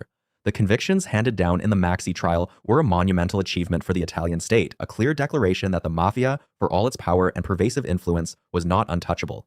Among those facing the harshest penalties were the very architects of the Corleonese rise, the men who had plunged Sicily into a bloody war to seize control of Cosa Nostra. Salvatore Riina, known chillingly as the Beast for his unbridled brutality, and Bernardo Provenzano, his cunning and equally ruthless second-in-command, both received life sentences. These sentences, however, were delivered in absentia, a term meaning they were convicted in their absence because both men remained elusive fugitives, their shadows still cast long over the island. Their continued freedom, despite the convictions, served as a stark reminder of the Mafia's deep-rooted networks and its ability to evade justice, even in the face of such a massive legal offensive. For the state, the Maxi trial was a hard-won battle, but the war was far from over. The true test of its victory would come years later when the Italian Supreme Court, known as the Cassation Court, would review the convictions. This final legal hurdle was crucial, as an overturning of the verdicts would effectively unravel years of painstaking investigation and prosecution. In January 1992, the Cassation Court delivered its definitive ruling. It upheld the Maxi trial convictions in their entirety. This decision was more than just a legal affirmation, it was a profound ideological victory. Crucially, the Supreme Court's ruling formally recognized the existence of a unified mafia, a hierarchical criminal organization with a central commission, the cupola, that dictated policy and coordinated activities across its various families. This legal recognition dismantled the long-held defense strategy of mafiosi, who often claimed to be independent criminals or members of disparate gangs rather than part of a cohesive, overarching structure. The state had not only convicted hundreds of individuals, it had officially established the nature of the enemy it was fighting. The mafia's response to this unprecedented legal defeat was swift, brutal, and designed to send an unmistakable message. Challenge us and you will pay the ultimate price. The targets were the very symbols of the state's anti-mafia offensive, the men who had dared to dismantle their empire. On May 23, 1992, the world watched in horror as a section of Highway A29 near Capaci, Sicily, was obliterated by an explosion of unimaginable force. The target was anti-mafia judge Giovanni Falcone, a man whose tireless dedication and innovative investigative techniques had been instrumental in the Maxi trial's success. Falcone, his wife Francesca Morvillo, also a magistrate, and 3 police bodyguards, Rocco DiCillo, Antonio Montinaro, and Vito Schifani, were all killed instantly in what became known as the Capaci bombing. The sheer scale of the attack was staggering. Over 1,000 kilograms of explosives detonated remotely tore through the highway, creating a crater large enough to swallow multiple cars. This was no ordinary assassination. It was a declaration of war, a demonstration of the mafia's extreme retaliatory power, and its willingness to employ tactics of mass destruction to intimidate and silence its enemies. The message was clear. No one, not even the highest-ranking judicial figures, was safe from their vengeance. The nation reeled from the Capaci bombing, a collective gasp of shock and outrage. Yet, the mafia's thirst for revenge was not sated. Just 57 days later, on July 19, 1992, another devastating attack shook Italy to its core. In the heart of Palermo, on Via D'Amelio, a car bomb detonated targeting anti-mafia judge Paolo Borsellino. Borsellino, a close friend and colleague of Falcone, had been a key figure in the Maxi trial investigations, working side by side with Falcone to expose the mafia's inner workings. He, along with 5 police escorts, Agostino Catalano, Vincenzo Limulli, Walter Eddie Cosina, Claudio Trena, and Emanuela Loi, the first female police officer killed in the line of duty in Italy, perished in the blast. The Via D'Amelio bombing was a cruel echo of Capaci, confirming the mafia's relentless campaign of terror. The proximity of the 2 attacks, coming so soon after the Supreme Court's ruling, intensified public outrage to an unprecedented level. The assassinations of Falcone and Borsellino, 2 of Italy's most revered anti-mafia heroes, ignited a furious demand for state action, a cry for justice that resonated across the entire country. The public, weary of the bloodshed and the brazen defiance of the mafia, demanded an end to the violence and a decisive response from their government. The state's response, fueled by public fury and a renewed determination, was indeed unprecedented. Recognizing the existential threat posed by the mafia's open warfare, the Italian government deployed the army to Sicily. This was a dramatic and highly symbolic move, signaling a shift from conventional law enforcement tactics to a full-scale military presence designed to reassert state authority and maintain order in a region gripped by fear and violence. Soldiers patrolled the streets, assisted law enforcement in raids, and provided security for vulnerable targets, transforming the landscape of Sicily into a militarized zone. This visible show of force was intended to reassure the populace and, crucially, to send a clear message to the mafia that their reign of terror would not be tolerated. Beyond the military deployment, the government also moved swiftly to strengthen its legal arsenal against organized crime. On June 8, 1992, just weeks after the Capaci bombing, a new piece of legislation, the Decreto Legge, Law Decree, number 306, was introduced. This decree fundamentally altered Italy's approach to combating the mafia, introducing harsher anti-mafia laws and significantly expanding the powers of prosecutors and judges. Among its most impactful provisions was the introduction of Article 41 BS, a strict prison regime designed specifically for convicted mafiosi and terrorists. Article 41 bis isolates prisoners from the outside world, severely restricting their contact with family, fellow inmates, and the media, and limiting their access to personal belongings. The intent was to prevent mafiosi from continuing to direct criminal activities or communicate with their organizations from behind bars, effectively severing their ties to the outside world and dismantling their command structures. This legal innovation, though controversial for its harshness, became a cornerstone of the state's renewed anti-mafia offensive, aiming to neutralize the power of imprisoned bosses. The intensified pressure, the military presence, and the new tougher laws began to yield results. The state, now operating with a fierce resolve, redoubled its efforts to capture the remaining fugitives, particularly the elusive Beast himself. On January 15, 1993, after decades as a ghost, Salvatore Riina was finally arrested in Palermo. His capture, a result of meticulous police work and the turning of key informants, was a monumental victory, a symbolic turning point in the war against the mafia. Riina, the man who had ordered countless murders and overseen the bloodiest period in Cosa Nostra's history, was at last behind bars, his reign of terror brought to an end. The arrests of key mafia figures, including Riina, and the implementation of the new, more stringent laws marked a decisive turning point in the anti-mafia offensive. The state, having endured the devastating blows of the Capaci and Via d'Amelio bombings, had responded not with capitulation, but with an unprecedented show of force and legal reform. While the Mafia would continue to exist and adapt, its ability to operate with impunity had been severely curtailed. The era of open warfare, of car bombs and mass assassinations began to recede, replaced by a more clandestine struggle, but one in which the state, for the first time in a long time, held a significant advantage. The sacrifices of Falcone and Borsellino, though tragic, had ultimately galvanized the nation and forged a new, more effective strategy in the ongoing battle against organized crime. As the 21st century dawned, ushering in the 2000s and 2010s, the landscape of organized crime, particularly for the venerable Mafia, underwent a profound and irreversible transformation. The seismic shocks of the Maxi trial and the relentless war waged against them in the late 20th century had fundamentally altered their operational paradigms. The Sicilian Mafia, once a monolithic force capable of challenging the very authority of the state, found its overt power significantly diminished. Yet, like a hydra, it did not die. Instead, it retreated, operating in far more clandestine, almost spectral ways, a shadow of its former self, but still a persistent, insidious presence. Within this evolving environment, Bernardo Provenzano, a figure whose legend was forged in the brutal Corleonese Wars and who had evaded capture for an astounding 43 years, continued to lead a significant faction of the Sicilian Mafia from deep hiding. Known chillingly as the Tractor for his ruthless determination and ability to plow through obstacles, Provenzano, in a stark departure from the bombastic violence of his predecessor Totorina, emphasized a strategy of pax mafiosa, or mafia peace. This was not a peace born of morality, but of pragmatism. Provenzano understood that overt violence, particularly the spectacular bombings and assassinations that had characterized the Riina era, only invited more state repression and public outrage. His approach was one of quiet infiltration, economic exploitation, and the re-establishment of traditional mafia patronage networks, but always beneath the radar of intense scrutiny. He communicated through a complex system of handwritten notes, known as pizzini, delivered by trusted couriers, each note a coded directive, maintaining his iron grip on the organization while remaining a ghost to law enforcement. This strategy, while less bloody, was arguably more insidious, allowing the Mafia to re-embed itself within the fabric of Sicilian society and economy without drawing the same level of immediate visceral condemnation. However, as the Sicilian Mafia grappled with its internal restructuring and external pressures, a new, formidable power was ascendant on the Italian criminal stage, the 'Ndrangheta from Calabria. Far from the traditional, hierarchical structures of Cosa Nostra, the 'Ndrangheta, rooted in the rugged, isolated region of Calabria in southern Italy, emerged as Italy's most powerful and globalized criminal organization. Its strength lay in its unique, almost impenetrable cellular structure, based on blood ties and family clans known as 'Ndrine. This inherent familial bond made it incredibly resistant to infiltration by informants, a weakness that had plagued the American and Sicilian mafias. The 'Ndrangheta leveraged these deep family connections to establish a global presence, particularly in the lucrative international drug trade, becoming a key player in the trafficking of cocaine from South America into Europe.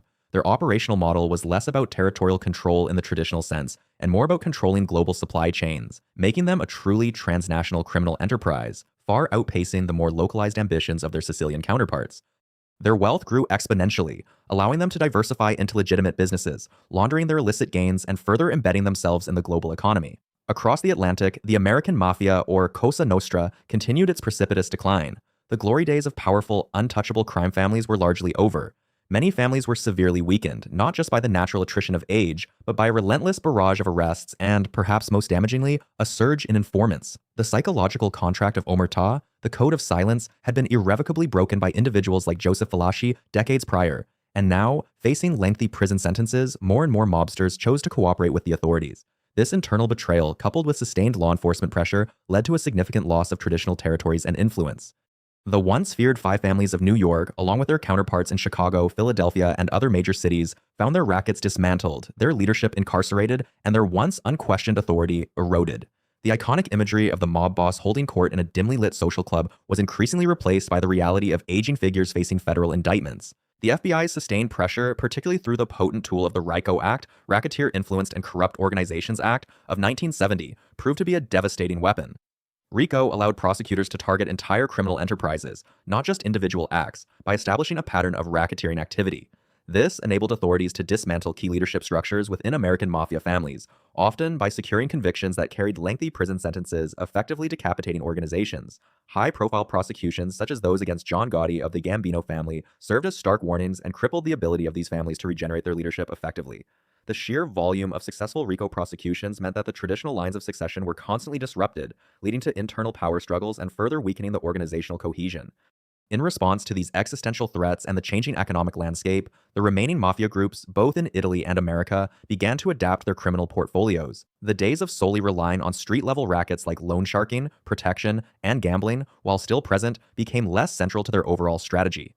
Instead, they increasingly focused on more sophisticated forms of white-collar crime, such as stock manipulation, insurance fraud, and embezzlement. Public contracts, particularly in construction and waste management, became fertile ground for infiltration and exploitation, allowing them to siphon off vast sums of public money through rigged bids and inflated costs. International drug trafficking, as pioneered by the 'Ndrangheta, also became a crucial revenue stream for other groups, offering immense profits with a relatively lower risk profile compared to highly visible street crimes. This shift allowed them to operate with a greater degree of anonymity, blending their illicit activities with seemingly legitimate business fronts. A prime example of this diversification was the Camorra in Naples. Unlike the more structured Sicilian Mafia or 'Ndrangheta, the Camorra is a highly fragmented network of clans, often at war with one another, but collectively a formidable criminal force. In the 2000s, the Camorra heavily diversified its criminal activities, moving beyond traditional extortion and drug dealing into a vast array of illicit enterprises. They became notorious for their control over waste disposal rackets, particularly in the Campania region, where they illegally dumped toxic waste, causing severe environmental and health crises, a chilling testament to their disregard for human life and the environment for profit. They also engaged extensively in counterfeiting, producing fake designer goods, DVDs, and other products that flooded global markets. Construction fraud, particularly in the aftermath of natural disasters or in connection with large infrastructure projects, also became a significant source of income, allowing them to manipulate bids and materials for massive illicit gains. Their adaptability and willingness to engage in a wide spectrum of illicit activities made them incredibly resilient, despite constant internal strife. The long shadow of Bernardo Provenzano, the Tractor, finally came to an end in 2006. After 43 years on the run, a period of evasion that had elevated him to an almost mythical status within the mafia and among law enforcement, he was finally arrested. The capture, which occurred in a small farmhouse near Corleone, his hometown, was a symbolic blow to the old guard of the Sicilian Mafia. It represented the end of an era, the last of the truly invisible bosses, a living link to the brutal past of the Corleonesi. His capture was a testament to the persistent efforts of Italian police and prosecutors, who painstakingly pieced together clues from his pizzini and the movements of his couriers. While his Pax Mafiosa had brought a period of relative calm compared to Riena's reign, his arrest signaled that even the most elusive figures could eventually be brought to justice. Following Provenzano's arrest, a power vacuum inevitably emerged within the Sicilian Mafia. Salvatore Lo Piccolo, a powerful boss from Palermo, attempted to consolidate power, aiming to re-establish a more unified command structure. Lo Piccolo, known for his ambition and his efforts to rebuild traditional mafia values, sought to bridge the divides that had emerged during Provenzano's long period of hiding. However, his efforts were met with significant internal challenges. The various clans, or koshi, had grown accustomed to a certain degree of autonomy, and many resisted attempts at centralized control. Furthermore, Lo Piccolo's rise immediately attracted increased police scrutiny, as law enforcement agencies were keenly aware of the potential for a new, powerful leader to emerge and sought to disrupt any such consolidation of power before it could fully take hold. This period was marked by a delicate dance of internal maneuvering and external pressure, preventing any single figure from fully replicating the authority once wielded by Provenzano or Riina. In response to the increasingly transnational nature of organized crime, there was a significant increase in international cooperation among law enforcement agencies. Recognizing that criminal networks did not respect national borders, police forces, intelligence agencies, and prosecutors from various countries began to share intelligence, coordinate operations, and conduct joint investigations on an unprecedented scale.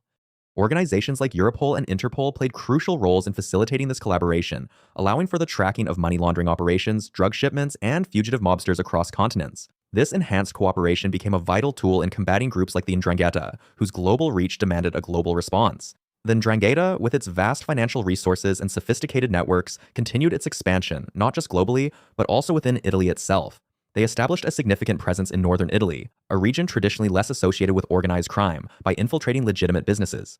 Through shell companies, frontmen, and strategic investments, they laundered their illicit drug money into restaurants, hotels, construction companies, and retail outlets, effectively becoming economic players in the legitimate economy. This strategy allowed them to diversify their revenue streams, gain respectability, and avoid the intense scrutiny that often accompanied overt criminal activities. Beyond Italy, their expansion into other European countries, particularly Germany, was notable. They established strong footholds in various German cities, using similar tactics of legitimate-looking businesses to hide their criminal operations, primarily focusing on drug trafficking and money laundering. This infiltration demonstrated their strategic acumen and their ability to adapt to different legal and social environments, making them incredibly difficult to detect and dismantle. As a direct consequence of these shifts, the mafia's public image underwent a profound transformation. The romanticized, almost glamorous image of powerful overlords ruling their territories with an iron fist and a code of honor began to fade. Instead, the mafia of the 21st century became associated with more discreet, insidious operators, often operating through seemingly legitimate fronts. The public increasingly understood that the threat was not just from men with guns demanding protection money, but from sophisticated criminal enterprises that manipulated markets, corrupted politicians, and exploited the global financial system. The image shifted from the visible street gangster to the invisible white-collar criminal, making them arguably more dangerous as their influence was harder to detect and their damage more systemic, eroding democratic institutions and legitimate economies from within. The shadows of the past continue to loom large, even as the new millennium brought evolving challenges. In 2007, the brutal Duisburg massacre in Germany starkly illuminated the 'Ndrangheta's growing international reach and the ferocity of its internal conflicts. This event, born from a long-standing vendetta between two 'Ndrangheta clans, the Pelle Votari and Strangio, originating from the small Calabrian town of San Luca, saw 6 men gunned down outside a pizzeria. The massacre was not just a shocking act of violence, it was a clear demonstration that the 'Ndrangheta's power was no longer confined to the remote mountains of Calabria, but had metastasized across Europe, establishing deep roots in countries like Germany. The killing sent shockwaves through international law enforcement, forcing them to confront the reality that the 'Ndrangheta was a far more sophisticated and globally integrated criminal enterprise than previously understood, capable of executing complex retaliatory operations far from its traditional strongholds. This incident underscored the organization's brutal adherence to its own code of honor and revenge, even when operating in foreign territories, and served as a chilling reminder of the human cost of these deep-seated feuds. Meanwhile, across the Atlantic, the Cosa Nostra in New York continued to grapple with leadership instability and relentless law enforcement pressure. Figures like John Gotti Jr., son of the infamous Teflon Don, faced multiple trials throughout the 2000s, each one a high-stakes legal battle that captivated public attention. Gotti Jr.'s legal saga, marked by charges ranging from racketeering to murder, became a symbol of the American mafia's struggle to maintain its power and prestige in an era of heightened scrutiny. Despite repeated attempts by prosecutors to secure convictions, many of Gotti Jr.'s trials ended in mistrials or acquittals, highlighting the difficulties of proving complex racketeering cases against well-resourced defendants. These trials, however, also exposed the internal divisions and weaknesses within the Gambino crime family, as former associates testified against him, revealing the erosion of the traditional code of silence, or Omertà, that had once been the bedrock of the mafia's power. The constant turnover in leadership, driven by arrests and convictions, left many New York families in disarray, struggling to find stable, effective leadership to navigate the increasingly hostile legal landscape. Back in Italy, the state's crackdown on mafia assets intensified, becoming a crucial weapon in the fight against organized crime. Billions of euros were seized from convicted mobsters and their associates, targeting not just their ill-gotten gains, but also the legitimate businesses they had infiltrated. This aggressive asset forfeiture strategy aimed to dismantle the mafia's economic infrastructure, cutting off its financial lifelines and preventing it from reinvesting in new criminal enterprises.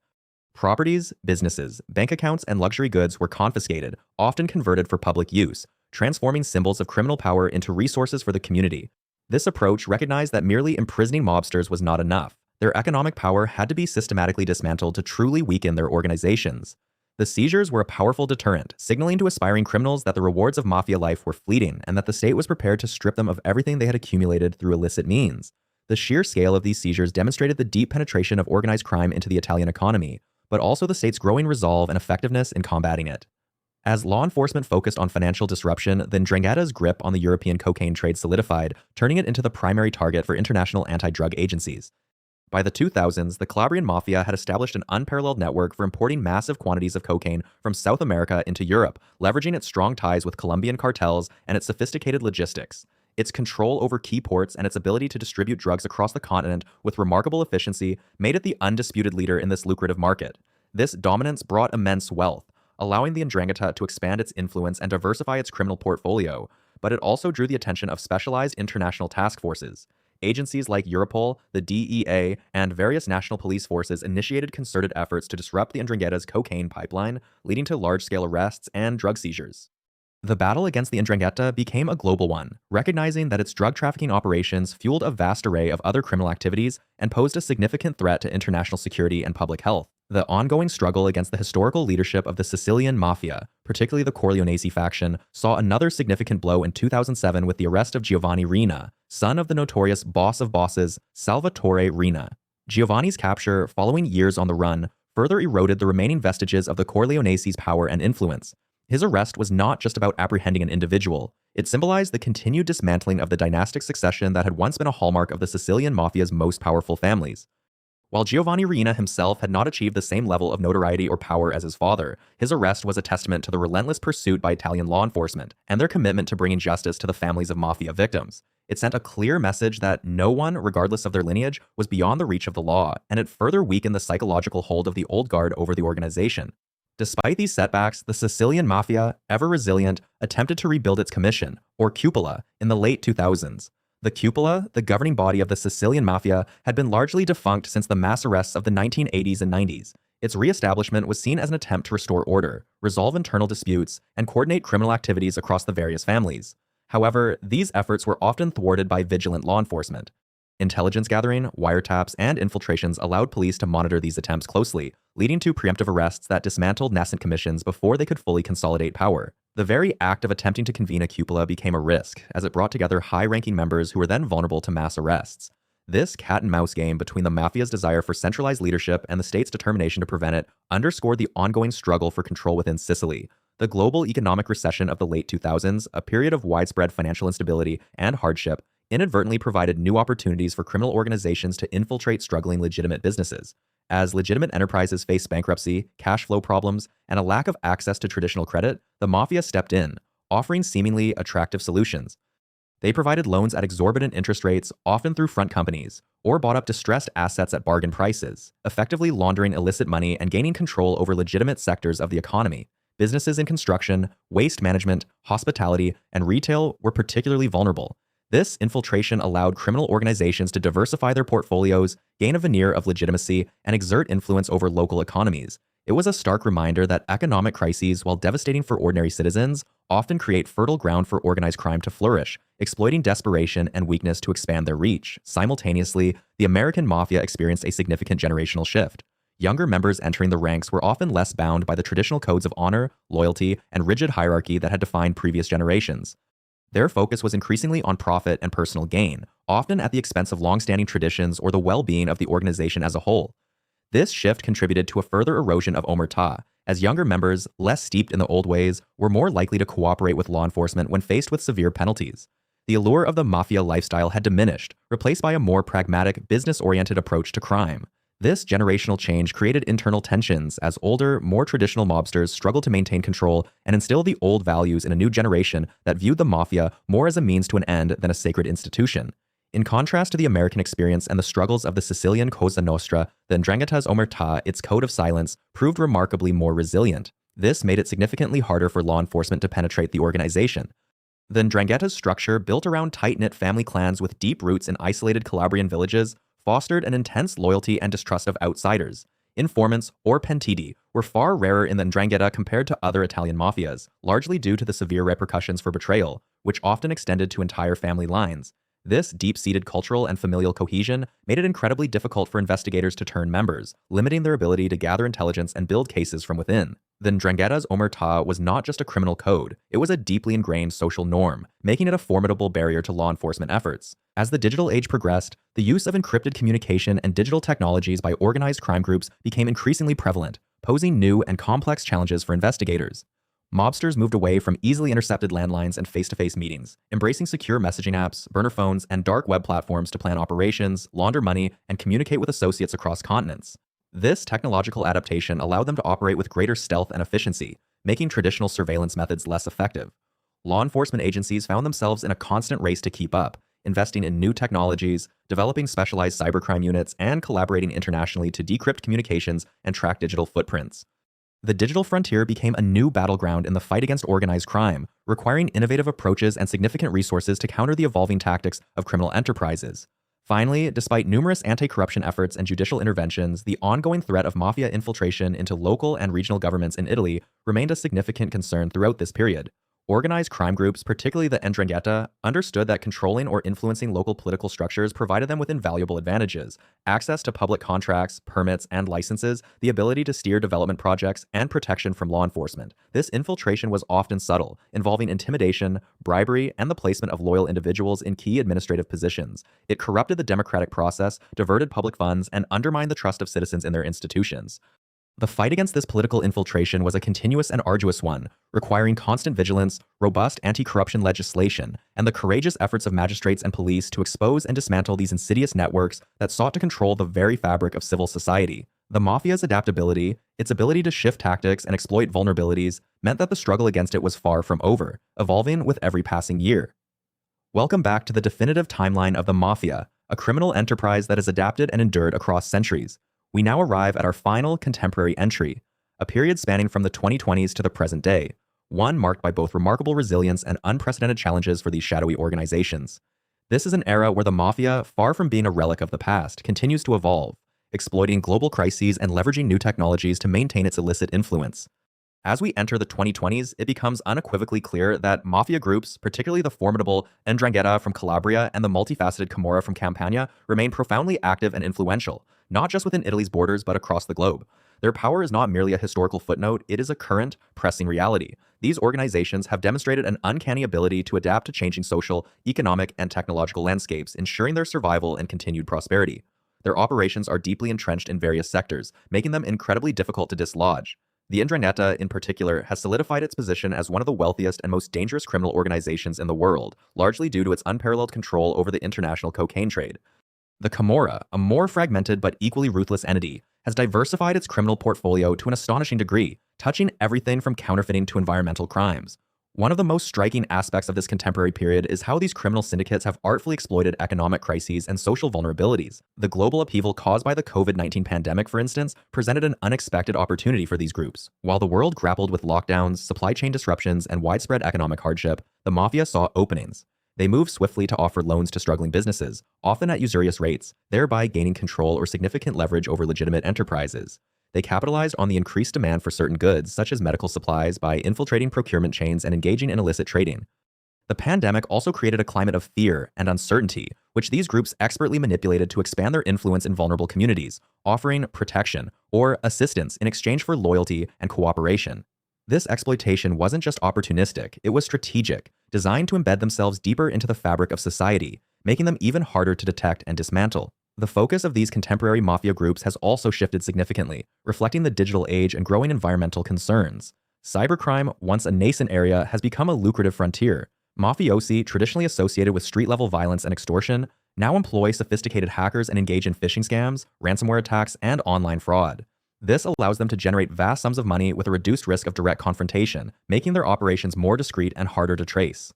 Environmental crime, too, has emerged as a major area of diversification. This includes the illegal disposal of toxic waste, illicit quarrying, and the trafficking of endangered species. These activities not only generate significant profits, but also inflict devastating, long-term damage on ecosystems and public health. Furthermore, the infiltration of legitimate businesses remains a cornerstone of their strategy. Mafia groups invest their illicit gains into seemingly legal enterprises, ranging from restaurants and construction companies to supermarkets and healthcare providers. This not only launders their money, but also provides a veneer of legitimacy, allowing them to operate openly and compete with honest businesses, often leveraging intimidation and corruption to gain an unfair advantage. This deep penetration into the legal economy makes it incredibly challenging for authorities to distinguish between legitimate and illicit operations, blurring the lines and complicating investigations. In response to this evolving threat, law enforcement agencies across Italy and internationally continue to target Mafia leadership and their intricate financial networks with relentless determination. The strategy has shifted from merely arresting foot soldiers to dismantling the entire organizational structure, focusing on the bosses, their lieutenants, and the financial architects who manage their vast illicit fortunes. This involves complex investigations that often span multiple jurisdictions, utilizing financial forensics, wiretaps, and informant testimony to build watertight cases. The goal is not just to incarcerate individuals, but to cripple the organization's ability to operate by seizing their assets and disrupting their command and control. However, this is a monumental task, as these networks are designed to be resilient, with layers of deniability and sophisticated money laundering schemes that make tracing illicit funds a painstaking process. Despite the persistent danger, public awareness campaigns and robust anti-mafia movements continue to thrive in Italy. These movements, often spearheaded by courageous journalists, activists, and victims' families, play a crucial role in challenging the Mafia's cultural grip and fostering a sense of civic responsibility. They organize protests, educational initiatives, and memorial events, keeping the memory of those who fell, fighting the Mafia alive and inspiring new generations to resist its influence. These campaigns are vital in countering the Mafia's attempts to portray itself as a benevolent force or a necessary evil, exposing its true nature as a parasitic entity that preys on communities. The collective voice of these movements provides much-needed support for law enforcement and judicial efforts, demonstrating that the fight against organized crime is a societal one, requiring broad participation and unwavering commitment. Across the Atlantic, the American Mafia, though significantly diminished from its mid-20th century peak, still exists. Its presence is primarily concentrated in its traditional strongholds, such as New York, Chicago, Philadelphia, and parts of New Jersey. While its overt power has waned and its influence is no longer as pervasive as it once was, these families, including the infamous 5 families of New York, Gambino, Genovese, Lucchese, Colombo, Bonanno, continue to engage in various illicit activities. These often include gambling, loan sharking, extortion, labor racketeering, and low-level drug dealing. Their operations are typically more localized and less overtly violent than in previous eras, often relying on established networks and a degree of tacit acceptance in certain communities. The American Mafia's decline can be attributed to decades of sustained law enforcement pressure, the erosion of its traditional cultural base, and internal conflicts. However, it would be a mistake to consider it entirely defunct. It remains a persistent, albeit reduced, criminal enterprise capable of occasional resurgence and continued exploitation of specific niches within the criminal underworld. Returning to Italy, the 'Ndrangheta, in particular, has dramatically expanded its global cocaine trafficking routes, solidifying its position as the undisputed major player in the international drug trade. Unlike other criminal organizations that might dabble in various drugs, the 'Ndrangheta has focused with laser-like precision on cocaine, establishing direct links with cartels in South America, particularly Colombia, Peru, and Bolivia. They control every stage of the supply chain, from sourcing the raw product to its distribution across Europe and beyond. Their methods are sophisticated, utilizing massive container shipments, often concealed within legitimate cargo, and employing a complex network of intermediaries and front companies to move vast quantities of narcotics. This strategic control over the cocaine pipeline has generated astronomical profits, estimated to be in the tens of billions of euros annually, making the 'Ndrangheta one of the wealthiest criminal organizations globally.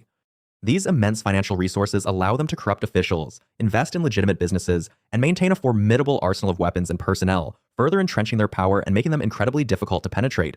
Their expansion has not been limited to Europe. They have established footholds in North America, Australia, and parts of Africa, demonstrating a truly global reach in their illicit enterprise. Meanwhile, the Camorra clans, a more decentralized and often warring collection of criminal groups primarily based in the Campania region around Naples, have diversified into new and particularly insidious illicit markets.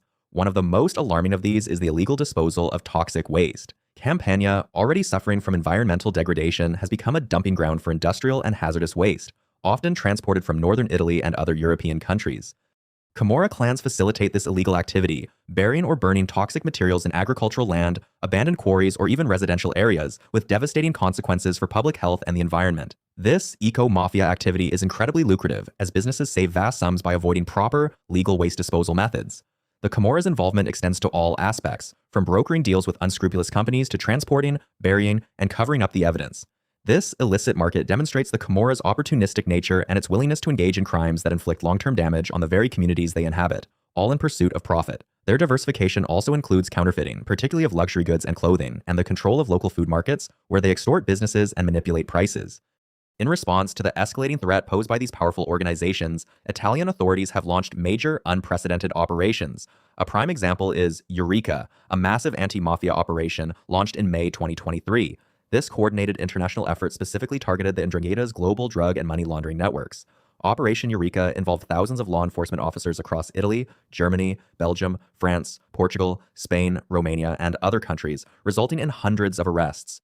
The investigation uncovered an intricate web of 'Ndrangheta cells involved in importing vast quantities of cocaine from South America into Europe, primarily through ports in Belgium, the Netherlands, and Germany. It also exposed sophisticated money laundering schemes where illicit drug profits were channeled through legitimate businesses, including restaurants, car dealerships, and real estate companies, to obscure their origins. The scale and international coordination of Eureka underscored the global reach of the 'Ndrangheta and the necessity of cross-border cooperation to combat it effectively. It was a clear signal that law enforcement was adapting to the transnational nature of organized crime, aiming to strike at the heart of their financial power and dismantle their logistical infrastructure. Concurrently, the Sicilian Mafia, or Cosa Nostra, which historically dominated the public imagination of organized crime, has experienced significant internal power struggles and a noticeable decline in its traditional, rigidly hierarchical structure.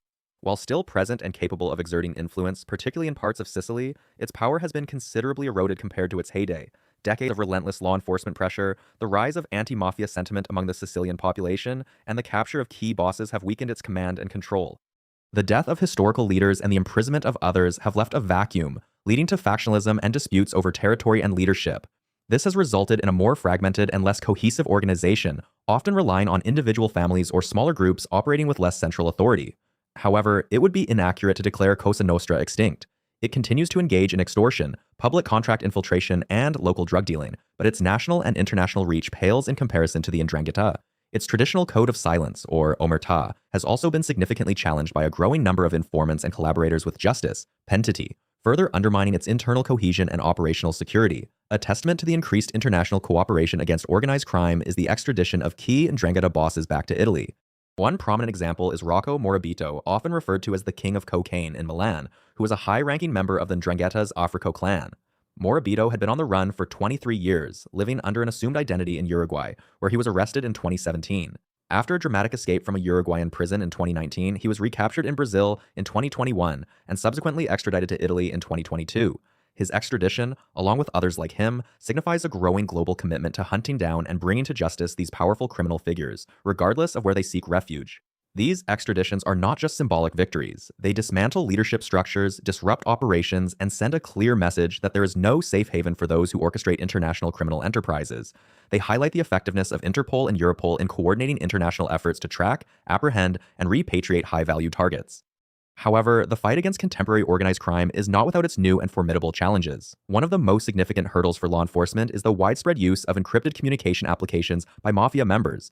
Apps like WhatsApp, Telegram, and especially more obscure end-to-end encrypted platforms provide a secure and virtually untraceable means for criminals to communicate, plan operations, and coordinate illicit activities. This technological barrier severely hampers traditional surveillance methods, such as wiretaps, which were once a cornerstone of anti-mafia investigations. The encryption makes it incredibly difficult, if not impossible, for authorities to intercept and decipher conversations, allowing criminals to operate with a greater degree of impunity and secrecy. This forces law enforcement agencies to invest heavily in new digital forensics capabilities, develop sophisticated hacking tools, or rely more heavily on human intelligence and informants to gain insight into these encrypted communications. It's a constant technological arms race, where criminals adapt quickly to new security measures, forcing authorities to continuously innovate their investigative techniques. This shift in communication methods has fundamentally altered the landscape of anti-mafia operations, demanding a new level of technical expertise and international collaboration to overcome. The American mafia, meanwhile, though often overshadowed by its Italian counterparts in media narratives, continued its enduring presence across the United States. Families in New York, such as the Genovese, Gambino, Lucchese, Colombo, and Bonanno, and the Chicago outfit, remained active, engaging in the traditional rackets that have defined their operations for decades. This included extensive gambling enterprises, ranging from illegal sports betting rings to underground casinos, often generating significant untaxed revenue. Loan sharking, the practice of lending money at exorbitant interest rates, remained a brutal but reliable income stream, preying on individuals and small businesses unable to secure legitimate credit. Extortion, whether through protection rackets targeting small businesses or more sophisticated schemes, also persisted. These activities, while less outwardly violent than in past eras, formed the bedrock of their financial power, allowing them to maintain influence in various neighborhoods and industries. The continuity of these traditional rackets underscored the American mafia's adaptability and its deep roots in certain communities, where fear and a lack of alternatives often sustained their operations. Crucially, new generations of mafia members in the US began to operate with a distinct shift in strategy, favoring less visibility and a greater emphasis on white-collar crimes. This evolution reflected a conscious effort to avoid the intense law enforcement scrutiny that had dismantled many traditional street crews. Instead of overt violence and public displays of power, these newer operatives focused on sophisticated financial schemes, such as stock manipulation, insurance fraud, and various forms of cybercrime. This approach allowed them to accumulate wealth with a lower risk of detection, blending into the legitimate business world rather than standing out as hardened criminals. The shift also reflected a recognition that less overt violence meant fewer headlines and less pressure from federal agencies like the FBI. This new breed of mafioso often possessed higher levels of education and technological proficiency, enabling them to exploit complex financial systems and exploit loopholes in regulations. Their operations were often transnational, leveraging digital networks to move money and conduct illicit activities across borders, further complicating law enforcement efforts. This strategic pivot allowed the American mafia to maintain its financial power while adapting to a changing criminal landscape, making them a more insidious and difficult to track threat. In Italy, the relentless fight against organized crime continued, spearheaded by courageous anti-mafia magistrates and prosecutors. Figures like Nicola Gratteri, a prominent prosecutor known for his unwavering dedication and personal sacrifice, continued to lead high-profile investigations, particularly against the 'Ndrangheta. Gratteri, who has lived under police escort for decades due to constant threats, became a symbol of the state's resolve. His work, and that of his colleagues, led to massive trials, such as the Rinascita Scott trial, which targeted hundreds of 'Ndrangheta members and their associates, exposing their deep infiltration into political and economic life. These investigations, while often successful, came at a tremendous personal cost to those involved. Magistrates and prosecutors faced ongoing intimidation, death threats, and attempts on their lives, a stark reminder of the Mafia's continued capacity for violence and its determination to undermine the rule of law. The resilience of these individuals, working tirelessly within a system often strained by resources and political interference, remained a critical bulwark against the Mafia's pervasive influence. Their efforts were not just about prosecuting criminals, but about upholding democratic values and ensuring justice for the victims of organized crime. The 'Ndrangheta's insidious expansion beyond its Calabrian stronghold became increasingly pronounced and meticulously documented during this period. Its presence in northern Italy, particularly in wealthy regions like Lombardy and Emilia-Romagna, was no longer a secret but a well-established fact, with numerous investigations revealing its deep entrenchment in local economies and politics. Beyond Italy's borders, the 'Ndrangheta's global reach solidified, with its extensive networks documented across various European countries. Germany, in particular, became a significant operational base, with numerous pizzerias and restaurants serving as fronts for drug trafficking and money laundering operations, often facilitated by family ties and cultural connections. Belgium also emerged as a crucial hub, especially for cocaine trafficking, leveraging its strategic port cities and established legitimate businesses for illicit purposes. These operations were characterized by their sophistication, their ability to integrate into local societies, and their reliance on a tightly knit family structure, which made them incredibly difficult to penetrate. The 'Ndrangheta's global footprint was not merely about drug imports. It involved a complex web of financial investments, real estate acquisitions, and legitimate business infiltration, all designed to launder illicit profits and expand their economic power. This transnational expansion posed a significant challenge to law enforcement agencies across Europe, necessitating unprecedented levels of international cooperation. In Naples and its surrounding areas, the Camorra's influence remained as strong and volatile as ever. The unique structure of the Camorra, characterized by its numerous independent clans rather than a single hierarchical organization, frequently led to brutal clashes between rival factions. These ongoing conflicts were primarily over territorial control, particularly in lucrative drug trafficking routes, extortion rackets, and the management of illegal waste disposal.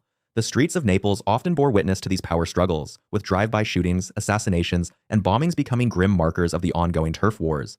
These internal conflicts, while sometimes weakening individual clans, paradoxically contributed to the Camorra's overall resilience, as new factions would constantly emerge to fill power vacuums, adapting and evolving with ruthless efficiency.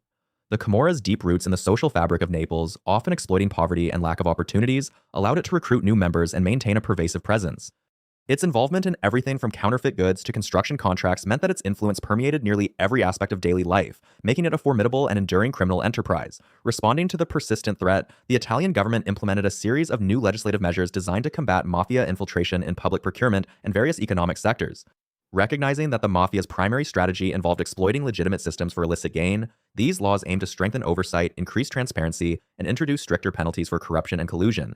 This included enhanced vetting processes for companies bidding on public contracts, particularly those related to the PNRR funds, to prevent mafia-linked businesses from siphoning off critical resources. Laws were also introduced to make it easier to seize and confiscate mafia assets, aiming to strike at the heart of their financial power.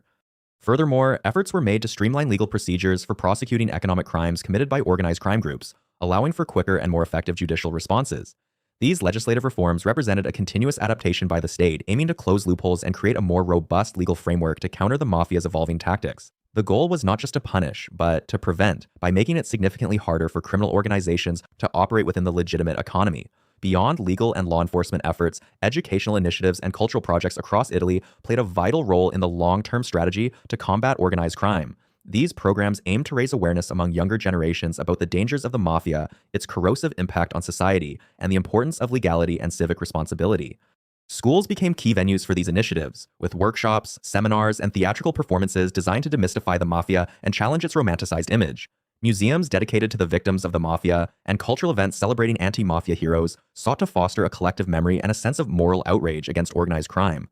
Projects often involve survivors of mafia violence or former mafia members who had chosen to cooperate with justice, sharing their personal stories to illustrate the brutal realities and the dead-end nature of a life in crime. These initiatives were crucial for fostering a culture of legality, encouraging young people to reject the allure of easy money and power offered by the mafia, and instead embrace values of justice, honesty, and community. By investing in education and culture, Italy aimed to build a generation more resilient to the mafia's influence, thereby weakening its social foundations from within. Finally, recognizing the transnational nature of contemporary mafia operations, international cooperation between law enforcement agencies became absolutely crucial in disrupting these vast criminal networks. Organizations like Europol, the European Union Agency for Law Enforcement Cooperation, and the FBI, the principal investigative arm of the United States Department of Justice, intensified their collaboration with Italian authorities. This cooperation involved sharing intelligence, coordinating cross-border investigations, and executing joint operations that targeted mafia assets, drug trafficking routes, and money laundering schemes across multiple countries. For instance, Europol played a key role in analyzing vast amounts of encrypted communications, often leading to significant breakthroughs in identifying and apprehending high-ranking mafia figures operating internationally. The FBI's long-standing experience in combating organized crime in the US proved invaluable in joint efforts to track financial flows and dismantle American mafia connections to Italian groups. These international partnerships were essential because no single nation could effectively combat organizations like the 'Ndrangheta, which operated seamlessly across continents. The interconnectedness of the global criminal underworld demanded an equally interconnected and coordinated law enforcement response, highlighting a new era of global anti-mafia efforts. This collaborative approach underscored the understanding that the fight against the mafia was no longer a purely national concern, but a global imperative requiring a unified front. From its clandestine origins in Sicily to its complex evolution across continents and centuries, the mafia has consistently adapted, survived, and reinvented itself, a testament to its enduring, albeit criminal, resilience. Its narrative, woven through history's darkest corners and brightest spotlights, ultimately reveals a persistent, formidable force. And that is the complete mafia timeline.